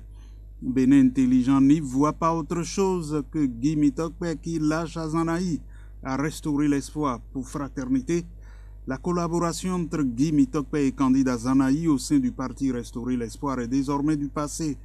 Sa démission a été rendue publique par les responsables du parti d'après l'annonce faite par le président de la commission de la communication, de la presse, de l'animation et de la promotion du parti. En respect de nos exigences de clarté et de transparence, nous tenons à informer les divers responsables de nos organisations et structures politiques décentralisées ainsi que nos sympathisants de ce qui suit. En substance, M. Guy Mitokpe a dit qu'il entend continuer ailleurs ses activités politiques et de considérer sa démarche comme une démission du parti. À l'aune de cette annonce, fait observer Matin Libre, à l'aune de cette annonce, l'ancien député à l'Assemblée nationale clarifie enfin sa position dans le Gotha politique béninois. Une nouvelle qui ne devrait d'ailleurs plus étonner les Béninois. Mieux, le journal avait d'ailleurs alerté sur ce méli-mélo qui présageait déjà de la pomme de discorde entre les deux personnages politiques, puisque depuis un certain moment, le désormais ex-poulain de candidat Zanaï annonçait ses couleurs. L'exemple le plus vivace et récent, c'est sa déclaration à l'issue de la visite des trésors royaux au palais de la République. Mais alors, pour quelle destination?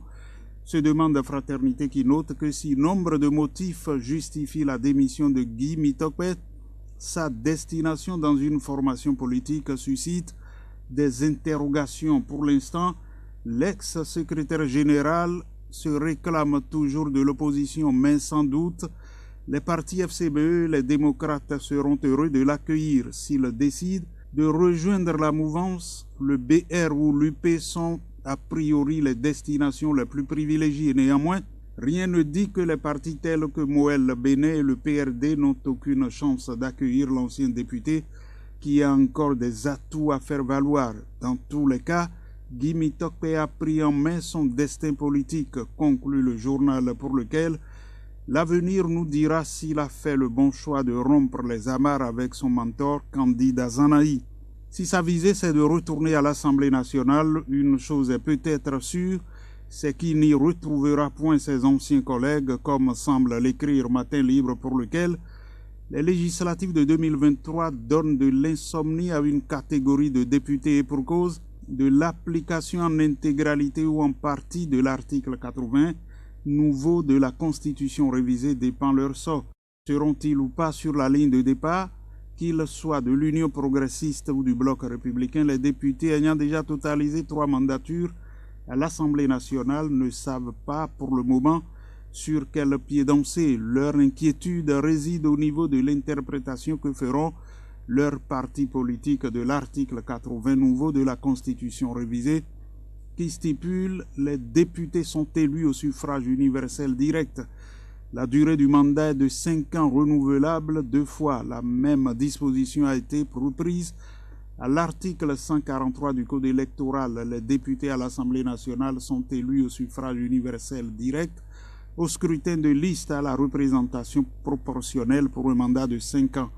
Ils sont rééligibles 2 fois. Assemblée nationale où s'est tenue la conférence de presse du porte-parole de l'institution, James Gbagidi, et comme l'affiche Bénin Intelligent, la première session ordinaire commence ce jeudi. Fraternité précise que dans son intervention, il a rappelé les grands axes de la deuxième session ordinaire de l'année 2021, les probables grandes articulations de la première session ordinaire de l'année 2022, notamment les principaux projets et propositions de loi à l'ordre du jour. Merci d'avoir suivi la revue de presse.